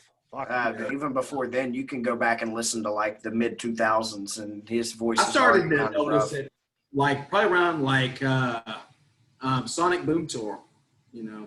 Yeah, which was about 2012. Well, I've been like 09, 2010. Yeah, that's right. But yeah, that was when it was really starting to become noticeable. But I mean, Paul's paid his fucking dues, man, but it's still so goddamn unfortunate. Like, I never got to see Kiss until the end of the road tour. So the fact that I've never seen Paul Stanley sing Love Gun live is fucking heartbreaking for me. It's like, they did it, but anybody with a set of fucking ears knows that is a fucking tape on Love Gun. I will say this though, because you were at that same show as well, Mick. The Lexington? Louisville show was the one that I went to. And when they opened up with Detroit Rock City, from all the footage I've been watching, Paul had been lip syncing the entire song for like the tour up to that point. But they came out that night, and Paul sang the first 2 fucking verses, and it was, I mean, it's obvious when he's singing now. But like, I remember when that first verse started, I looked at my buddy I was with, and I was just like, oh my God, Paul's singing. Actually singing. Yeah. And I was so fucking excited. It's like, it's such an unfortunate feeling to have when you're that night. He actually sang a lot, I think. Yeah. Because it was kind of real rough and croaky a lot. And I was like, the third verse of Detroit Rock City was definitely on tape, because it was like, I gotta rock. Yeah. It's like, so you can tell when that shit is. Oh, Chris, did you guys see the footage from last February that was going around of Tears Are Falling, and he's nowhere near the fucking microphone, and you could hear his voice? It was I'm sure there was one for that, but there was a big one. The big one I saw was for Say Yeah. Or no, Psycho Circus. That's what it was. Psycho Circus was the big video I saw going around. The big yeah in the intro. Yeah. You can see Paul back at the drum riser. Oh yeah. Oh, and he looks back at Eric or something. He's looked back at Eric and is shaking his fucking head. He's like, "No, stop the fucking tape!" Like, and then that big yeah comes in, and he's like 6 feet away from the fucking microphone, and it's just like, "Oh man, Paul." He's throwing his voice, you know. It's like, ventriloquist or something. You know? dude, and the fucking crazy part is between songs, even now on the end of the road tour, like he's lip syncing most of the music, but he still does those. You would think he's lip syncing to protect his voice, but he still does all those. He's lip crazy- syncing because he can't sing it. Yeah. Well, no, but what I'm saying is, so he still does all those like crazy acrobatic fucking ad libs between the Right. songs. I When think he's that's like- what ruined his voice, man. Like doing fucking Heaven's on Fire. He'll do that for like 45 seconds, but he won't sing the goddamn song. It's like, dude, if you would stop doing that, you could probably sing the song. Dude, he sounds more like Gene now when he actually sings. I thought it was very weird that Gene kind of took a shot at Paul Stanley on his solo tour whenever he like took that drink of water. And he's like, "My voice never goes out, Paul Stanley." And fucking, Oh, man. yeah, there's fucking it's unfortunate, but you know it is what it is. Those guys are almost 70. I'm just happy I can still go fucking see them. So, Dude, same That's- here, man. The show's yeah. still great, dude. I mean, yeah, that stage show for the end of the road is fucking fantastic. If you can get past all the and Gene's still a beast. Yeah, Yeah. Gene still sounds as fucking good as he did back in the day, which is like the saving grace. I wish they would let him sing more songs than he does in the current set list. Yeah. But, you know, it is what it is. I'm just glad they're still around. But, Absolutely. yeah, MTV Unplugged, fucking great. So that just leaves us with Carnival of Souls. Hey, we have a surprise guest making their entrance real quick. Uh-oh. Gentlemen, Da, da, da, da. coming down the aisle. Da. We need like the Fox 20th century film music come playing. Let's see if it'll work. You got the audio connected. Where's your face at? Here on top of my neck. Oh, Okay. Yeah, turn your video on, Sir Alex Kane. I Yeah, thought I have. Oh wait, no. Here's you have to actually click it. Okay. Hi. That's when I. There we go. There he is. What's up? Yeah, ladies and gentlemen, Mr. Alex Kane. Long from- time no see, Pally. Yeah. My real name comes up. That's Yeah, so, you can change that if you want. really. Yeah. Should we make the rest of this just like a how-to for Uncle Alex? Yes. Yeah, if you, we will follow you down to the DMV, watching you yeah, change the your little name. if you put the Hey, I got global entry. Fuck them. take your little mouse pointer gimmick and Yep. go on your face, and you'll see a little blue box pop up in the corner. Yeah, it says Click mute. on that, and then you should be able to Rename. rename. You can call yourself whatever the fuck you want. It's exciting. Yeah, this is the exciting Oh, I'm part. gonna change my name right now too. Okay. Did it work? Yes. You know me too well. Yeah. So this is now the triple X part of the episode where This is the homoerotic part of the episode. hey, yeah. Everyone has to Not have that there's anything wrong with that, but Not at it, you know? All right, So- I got mine fixed. all right. What's his say? His vocal cords. Paul Hey, Stanley's say ex-vocal something, cords. Izzy. Yeah, that's great. Yeah. Hey, Izzy, say something. I want to see what yours says. I think you'll get a good chuckle out of it. So what's up, Alex? What have you been up to, buddy? Thanks for hopping on here for a minute. You know, just my life is a circus, and not the good kind where the clowns are trying to kill you with knives and stuff. Yeah.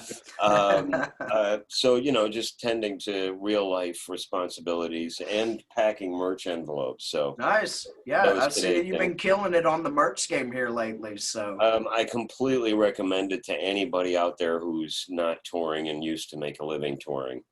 Yeah. Absolutely. And I'm really grateful for it. Just yeah, I see you packing up shit all the time on Facebook. So I'm a shit packer.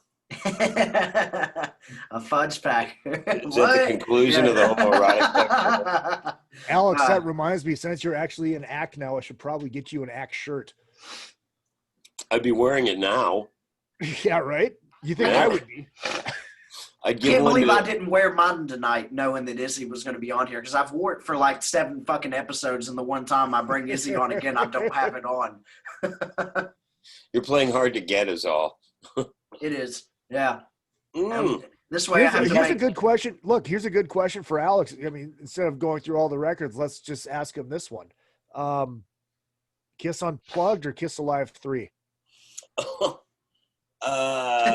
The hardball questions right off the bat. Yeah, I know, really. This is where I lose all my friends and my career.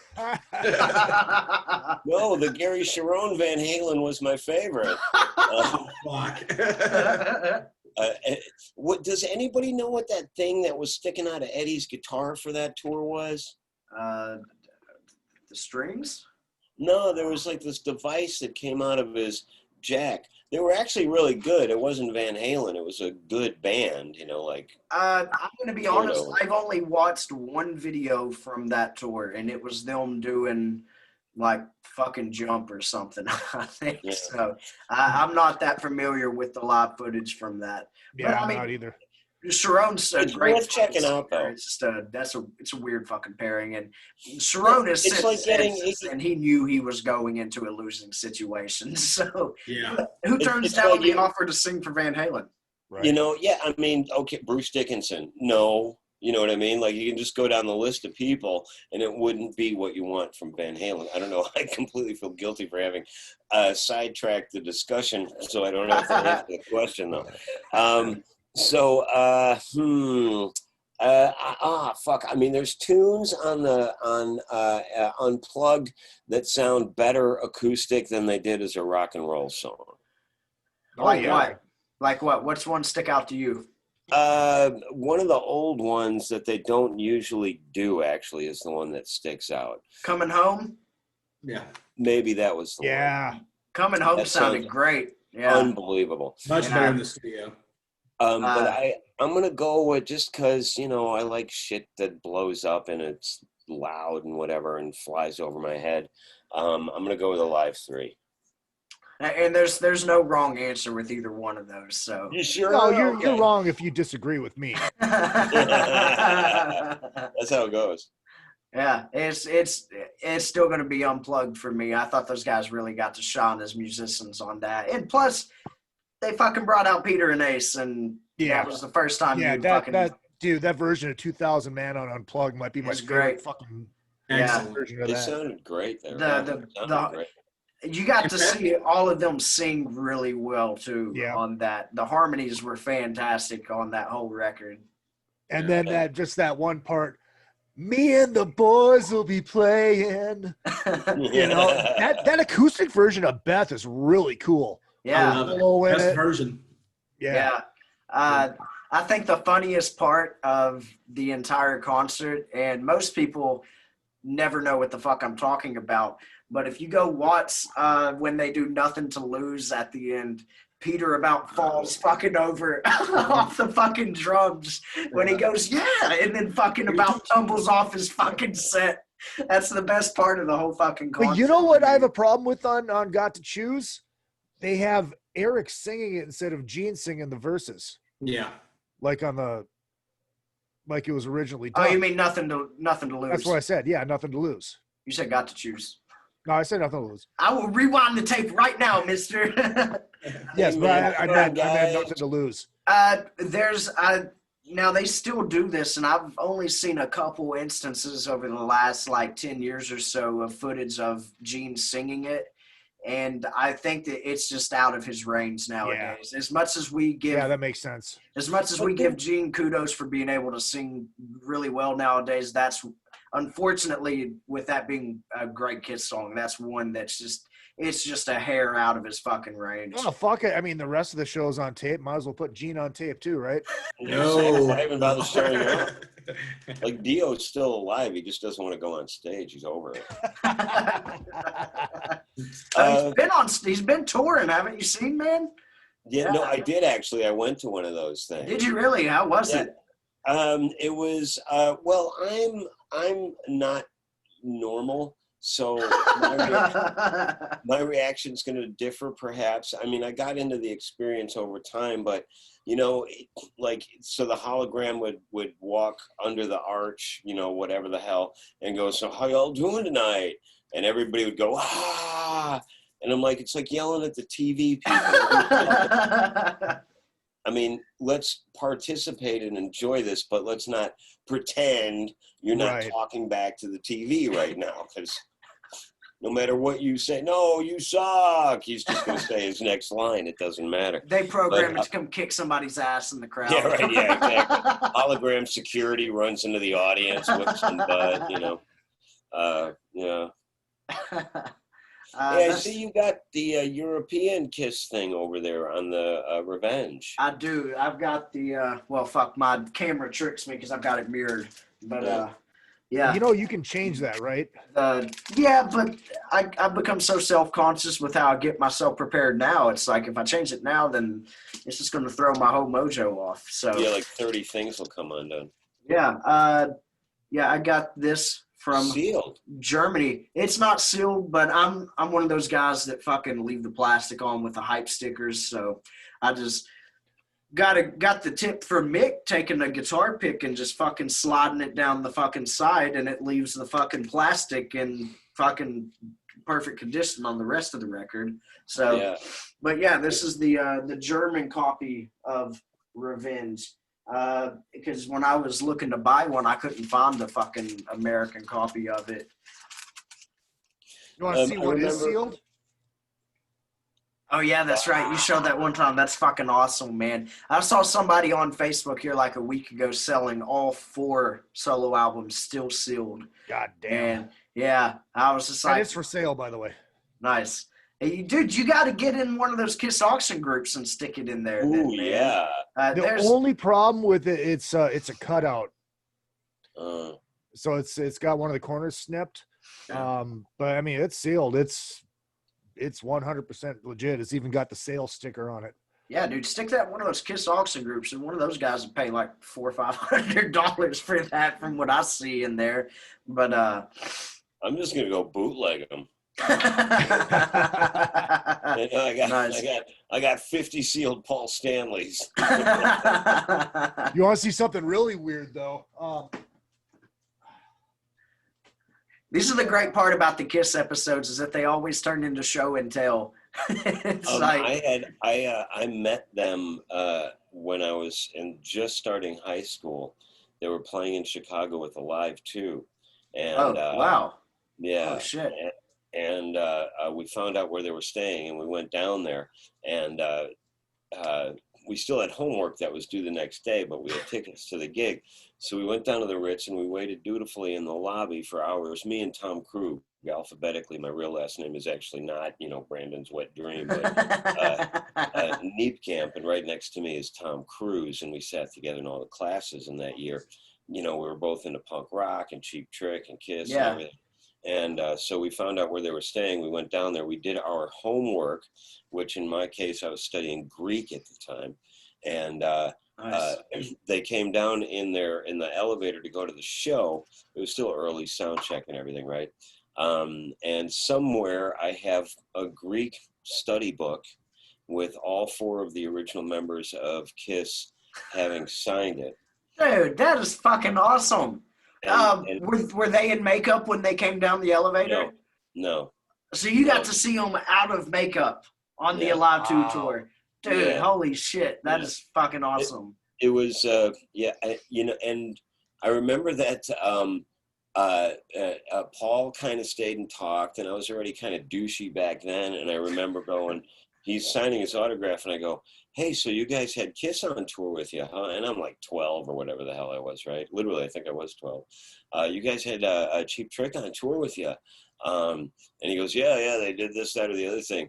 And just because he was a little bit standoffish, and even at 12, I was kind of like, oh, yeah, well, fuck you. You don't know who you're talking to. and I go, what's Rick Nielsen really like? And yeah, exactly. And he kind of looked up at me like, you know what? Fuck you. I'm Paul Stanley. I was like, mission accomplished. So could you tell who was who out of their makeup? Oh, absolutely. There was not a question whatsoever. I mean, I think Gene was wearing platforms. I actually bought him a Kit Kat bar. Nice. The hand to God for 25 cents at the time. He went to go pay for it, and literally at 12, this came out of my mouth. I don't even know. I was channeling something. And I go, no, your music has already done more for me than this Kit Kat bar could ever do for you. And I bought him the Kit Kat bar. Then when Life, Sex, and Death, sorry, this has turned into a... No, go for it. Go for it, man. When Life, Sex, and Death, this band that I used to be in, was kind of, I think we just been signed and we got a little bit of a head steam going, and we were opening for the Infectious Grooves at, it's closed now. It was in Universal Studios. Oh, Universal Amphitheater? Thank you. So we were playing there, and it was us, Electric Love Hogs, and Infectious Grooves. And Gene had come down to see us. Somehow I'd gotten in touch with him, and we were talking and whatever backstage, and and I just took the shot, fanboy shot like you would, and I go, I don't know if you remember this. Any story that starts with that, the guy that you're talking to has just got to be like, oh, here goes. But so I don't know if you remember this, but I saw you on the Alive tour, and I was 12, and then. We were talking for a while, and then I went and bought you a Kit Kat bar, and he goes, Chicago, Ritz-Carlton. Holy shit! Wow. Yeah, That's cool. that seems to be a pretty known thing about Gene now, is that he seems to fucking remember everything. Everything. I mean, See what happens when you're not a drunk like me? Izzy, what did you do yesterday, man? I had a Friday night Zoom music call that we do like twice a month, and it just turns into fuck my liver. Nice. Fuck yeah. Or in the words of Don Jameson, to hell with my liver. Yeah.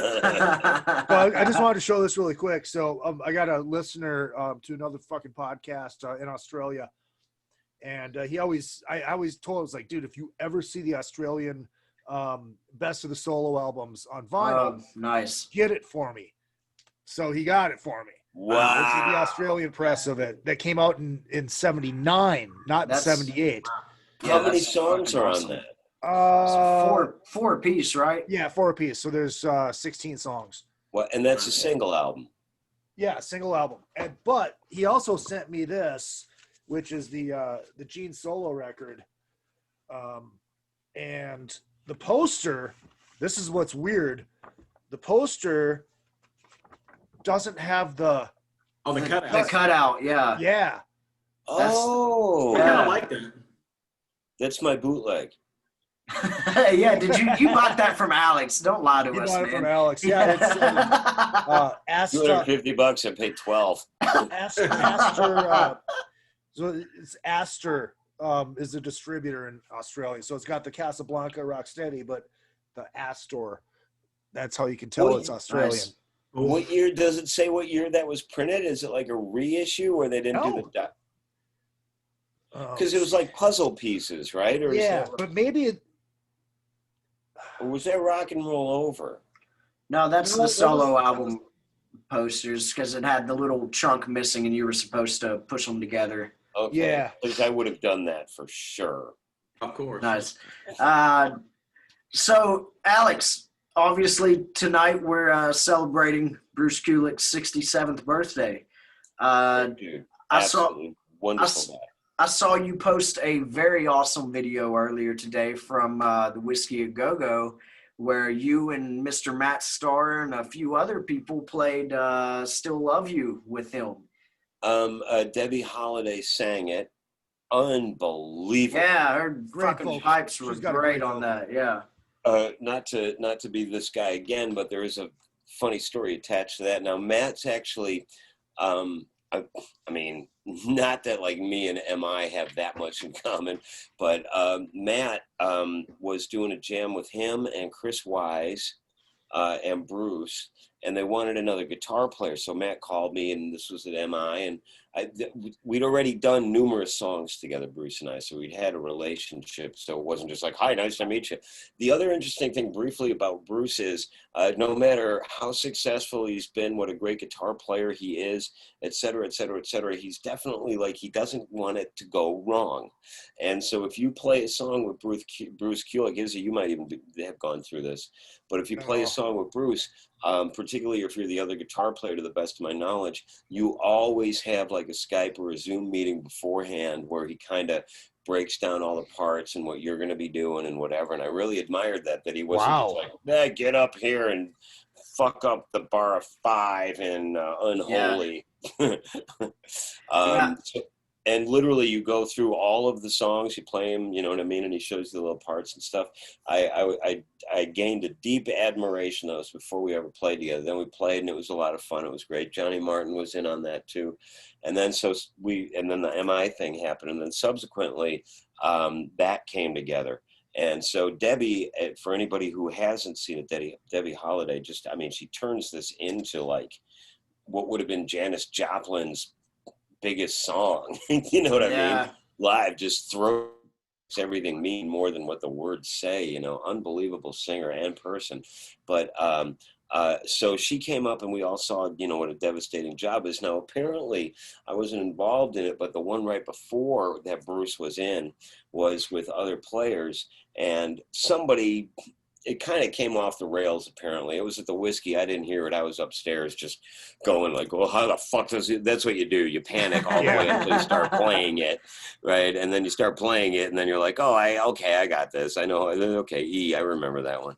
Yeah.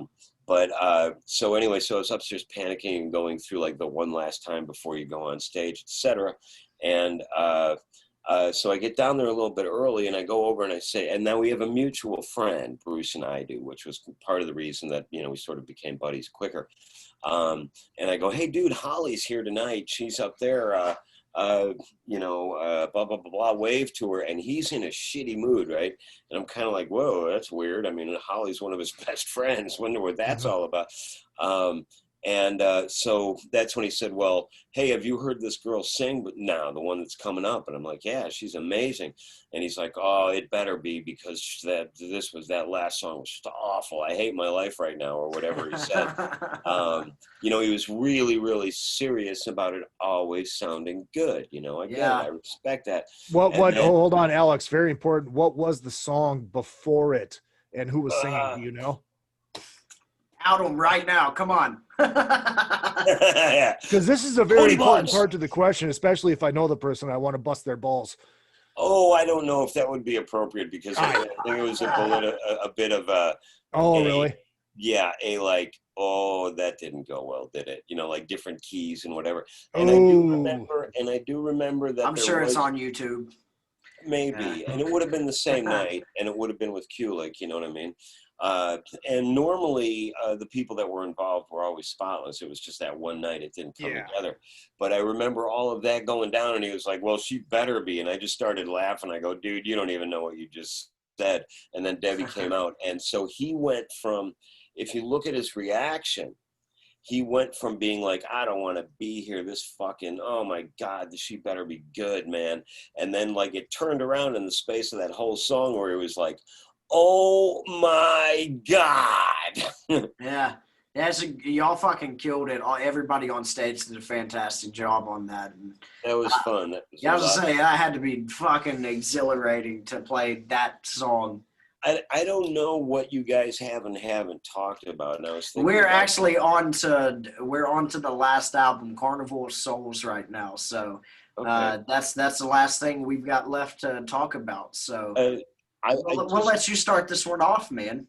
Okay, well, I view that as being Bruce's album. If it's absolutely, yeah, and I would say it's their most consistently heavy album, right? Obviously, they're chasing the tail, in as much as but I really like that album. I really like what the guitars do.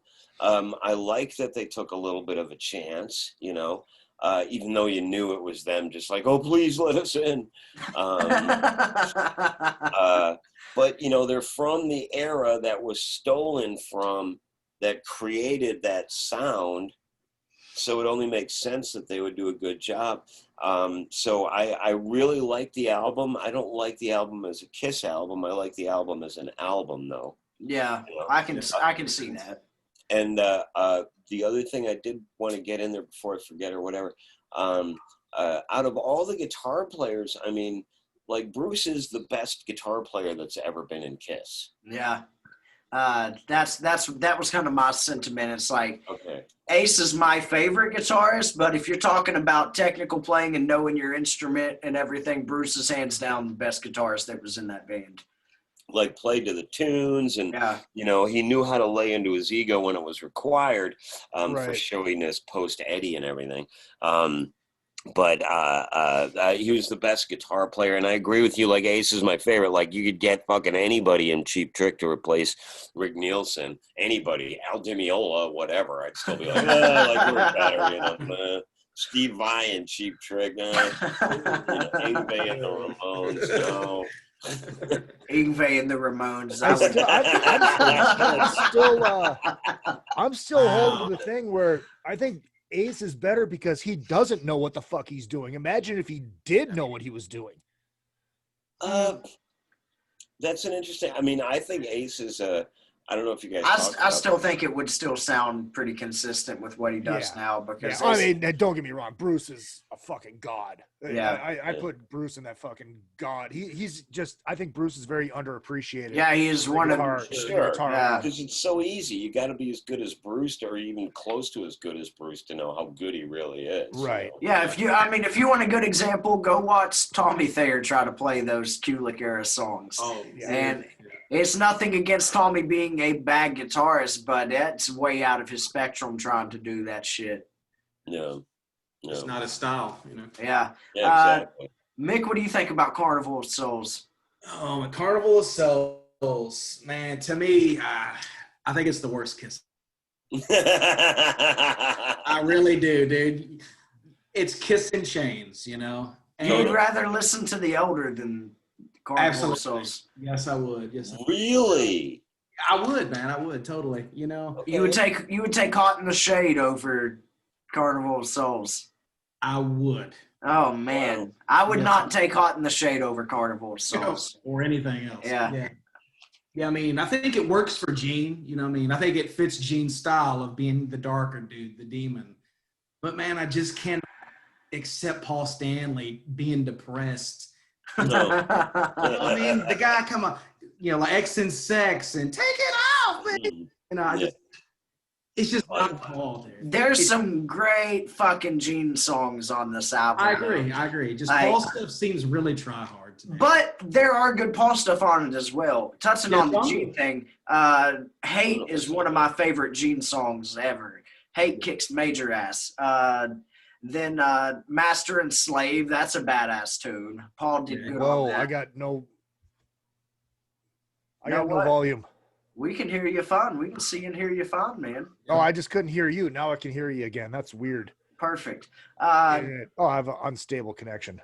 I think the song that jumps out for me, like being weird as far as Paul goes, is Rain. I cannot get into. I cannot fucking get into that song. Yeah, it is. It's which that's one of my favorite Chains songs of all time. Yeah, fuck yeah. But that's a whole other episode. But there's good shit on this record, man, and like even from Paul. And I love the fucking Bruce Kulick vocal. I love I Walk Alone, and I fucking love that they did that on the cruise a year or two ago. Izzy, where's this at for you? Let's get the controversial opinion from this isn't really controversial. I mean, I think the album has a couple high spots, and I think the album has a couple more lower spots. It's just not a Kiss record. Yeah. It's not, I'm not saying it's a bad record. I mean, yes, I would listen to Hot in the Shade over this any fucking day of the week. God. Wow. But Yeah, Hate's a great song. I like Master and Slave, and I like Jungle. Bruce had like 7 songwriting Yeah, credits on this yeah. album, so No, This yeah, was he the did. Bruce Like you Kulick said, this album. is Yeah. Bruce's album, and So what it's you got just against Bruce, unfortunate that Izzy? it's not a fucking Kiss record. It's as much as a Kiss record as fucking the Karabi record. It's a Motley record. It's just not.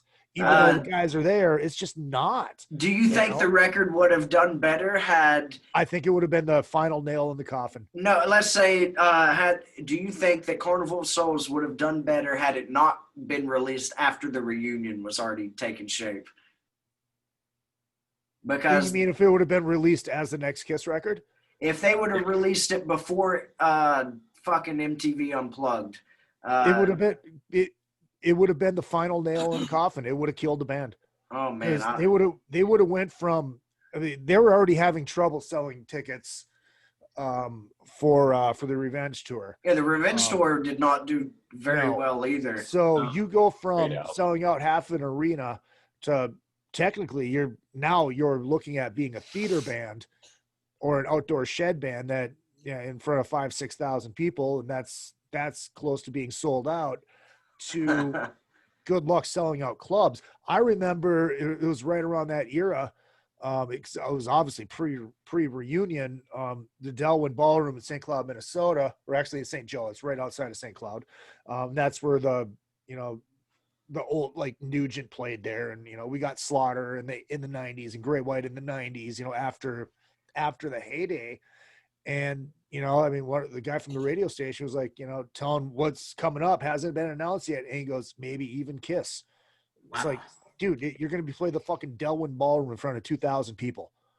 And It's That would've been that's rough. the level they would have been at Wow. had Carnival of Souls came out as the next record. It would have been the final nail in the coffin, and I it would have think- been a forced reunion instead of the quasi-forced, quote unquote, natural reunion. yeah, Mick, what were you about to say, man? I like to ask, what actually would have came next after this? Would Kiss have done a rap rock album like Like kind of Korn or thing? something? Yeah. Korn. Would have that happened? Lord, all of them with I mean- dreadlocks. Exactly. Would you have rapped and shit? It'd have been Kern. That's what it'd have been called. Well, Paul had already rapped on "Lick It Up" on That's fucking true. "All Hell's Breaking Loose." So True, man. Oh man, all hell's breaking loose. That's such a conflicting song because I love it, but at the same time, I recognize how fucking goofy it is. Like, right, yeah. I love the riff. I love the chorus. That's a fucking great riff in that song. Yeah, That's some grooves. yeah. That goes back to me just fucking loving "Lick It Up" though. That's one of my favorite Kiss records. So, That's not controversial. I am very open about how much I fucking love the Vinnie Vincent era of Kiss. I think Okay, that's like your thing. Okay. Creatures and Lick It Up are fucking awesome albums to me, I especially love Lick It Up. Creature. Yeah, I Lick It love Up kicks Creatures major live. ass to me, man. I fucking love Lick It More Up. than Creatures? No, not more than Creatures, Okay. but It's neck and neck, though. it's very fucking close. And I think, I don't know, the people that say that album covers didn't affect the way you heard the fucking music or I don't fucking- agree. that's bullshit. Yeah. Because that album cover for Creatures of the Night just sets a really good tone for that fucking record. Yeah, of man. course. Yeah, Yeah. and The that's original. yeah, And that's honestly, this didn't help either. yeah. Right. Uh, Well, No, I yeah. mean, That's I, not that, the I, rehearsal room. yeah, I mean, obviously, that probably would not have been the actual cover of the album had it been properly given a proper release. well, it had been getting bootlegged all over the fucking place. Yeah. It had been in circulation for like a year before Kiss and released. apparently, that. it was from inside the camp where it got leaked. Oh yeah, I didn't know that. That's I'm not going to call out the person on here. Yeah.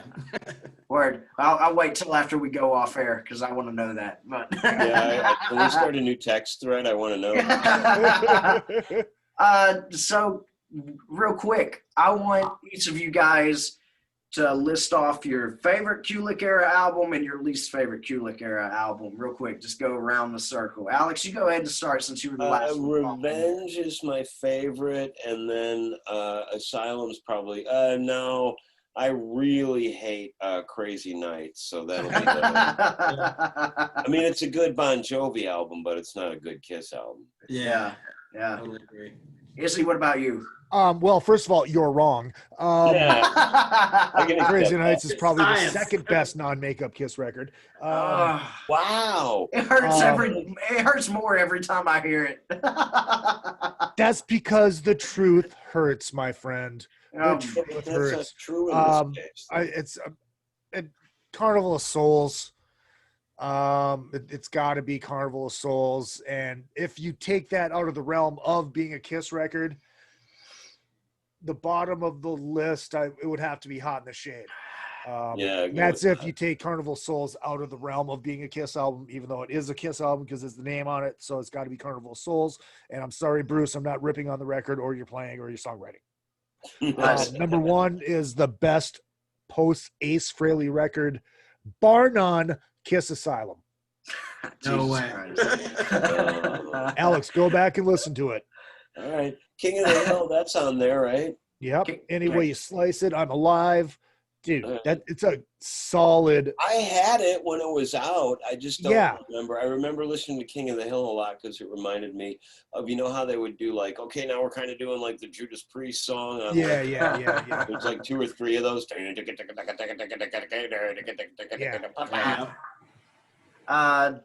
That's I cannot agree with that, man. That me either. That breaks my heart every time I hear it. I think we should shun him.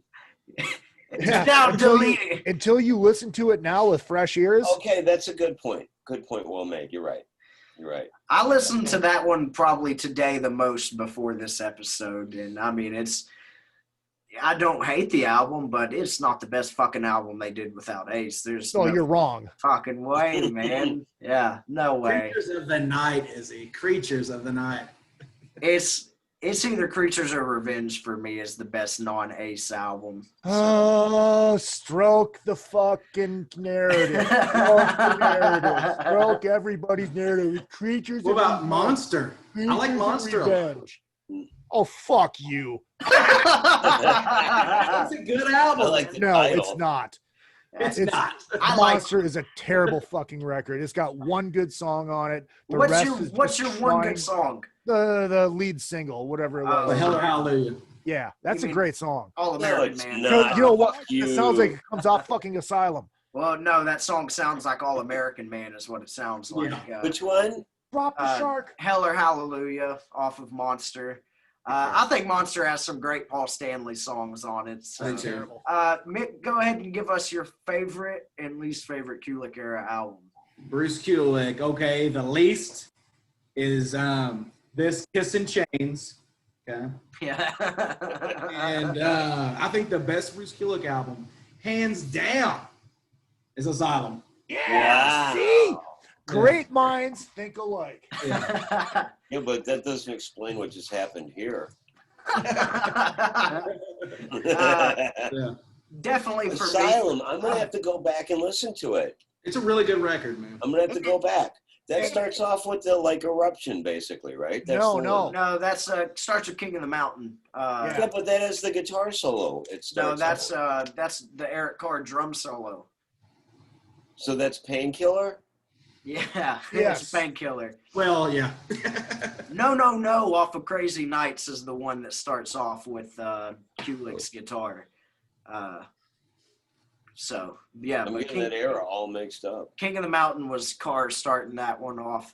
I'm going to have different ones than everybody. So, for me, the best one has got to be Revenge. That's fucking... That's what I said. That's not different. But our least favorite ones are going to be different.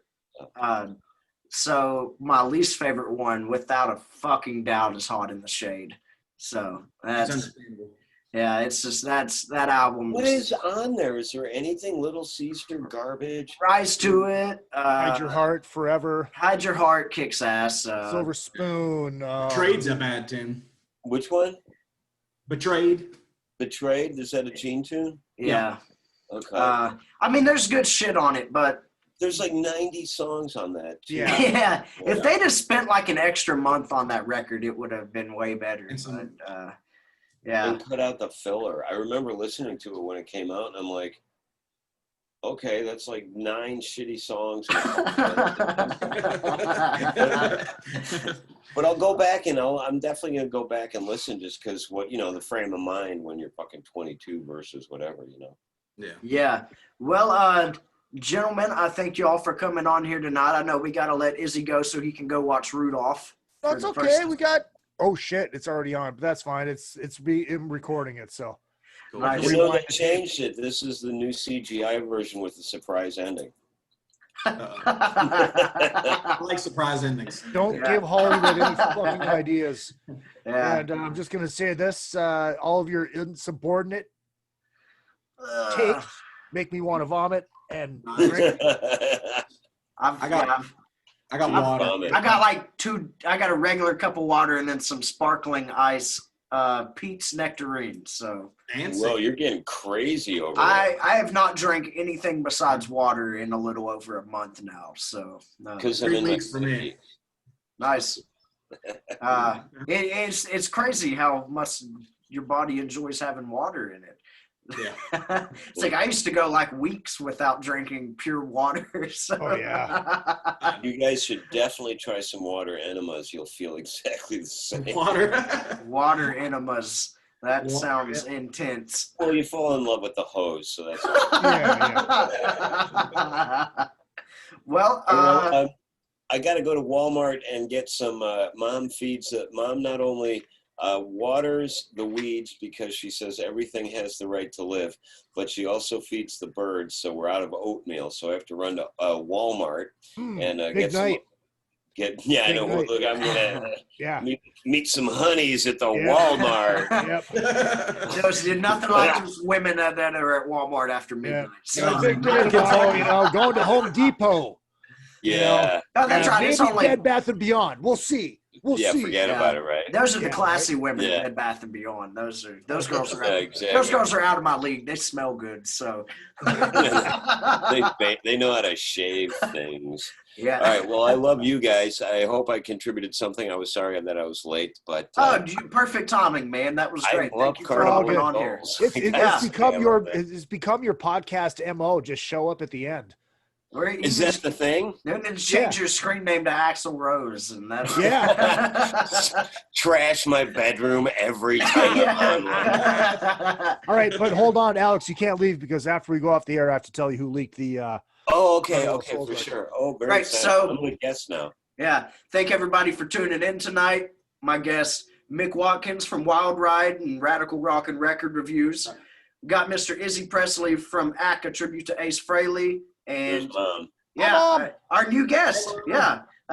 What did she think about Carnival of Souls? Yeah. Yeah. What's your favorite Kiss album, Mom?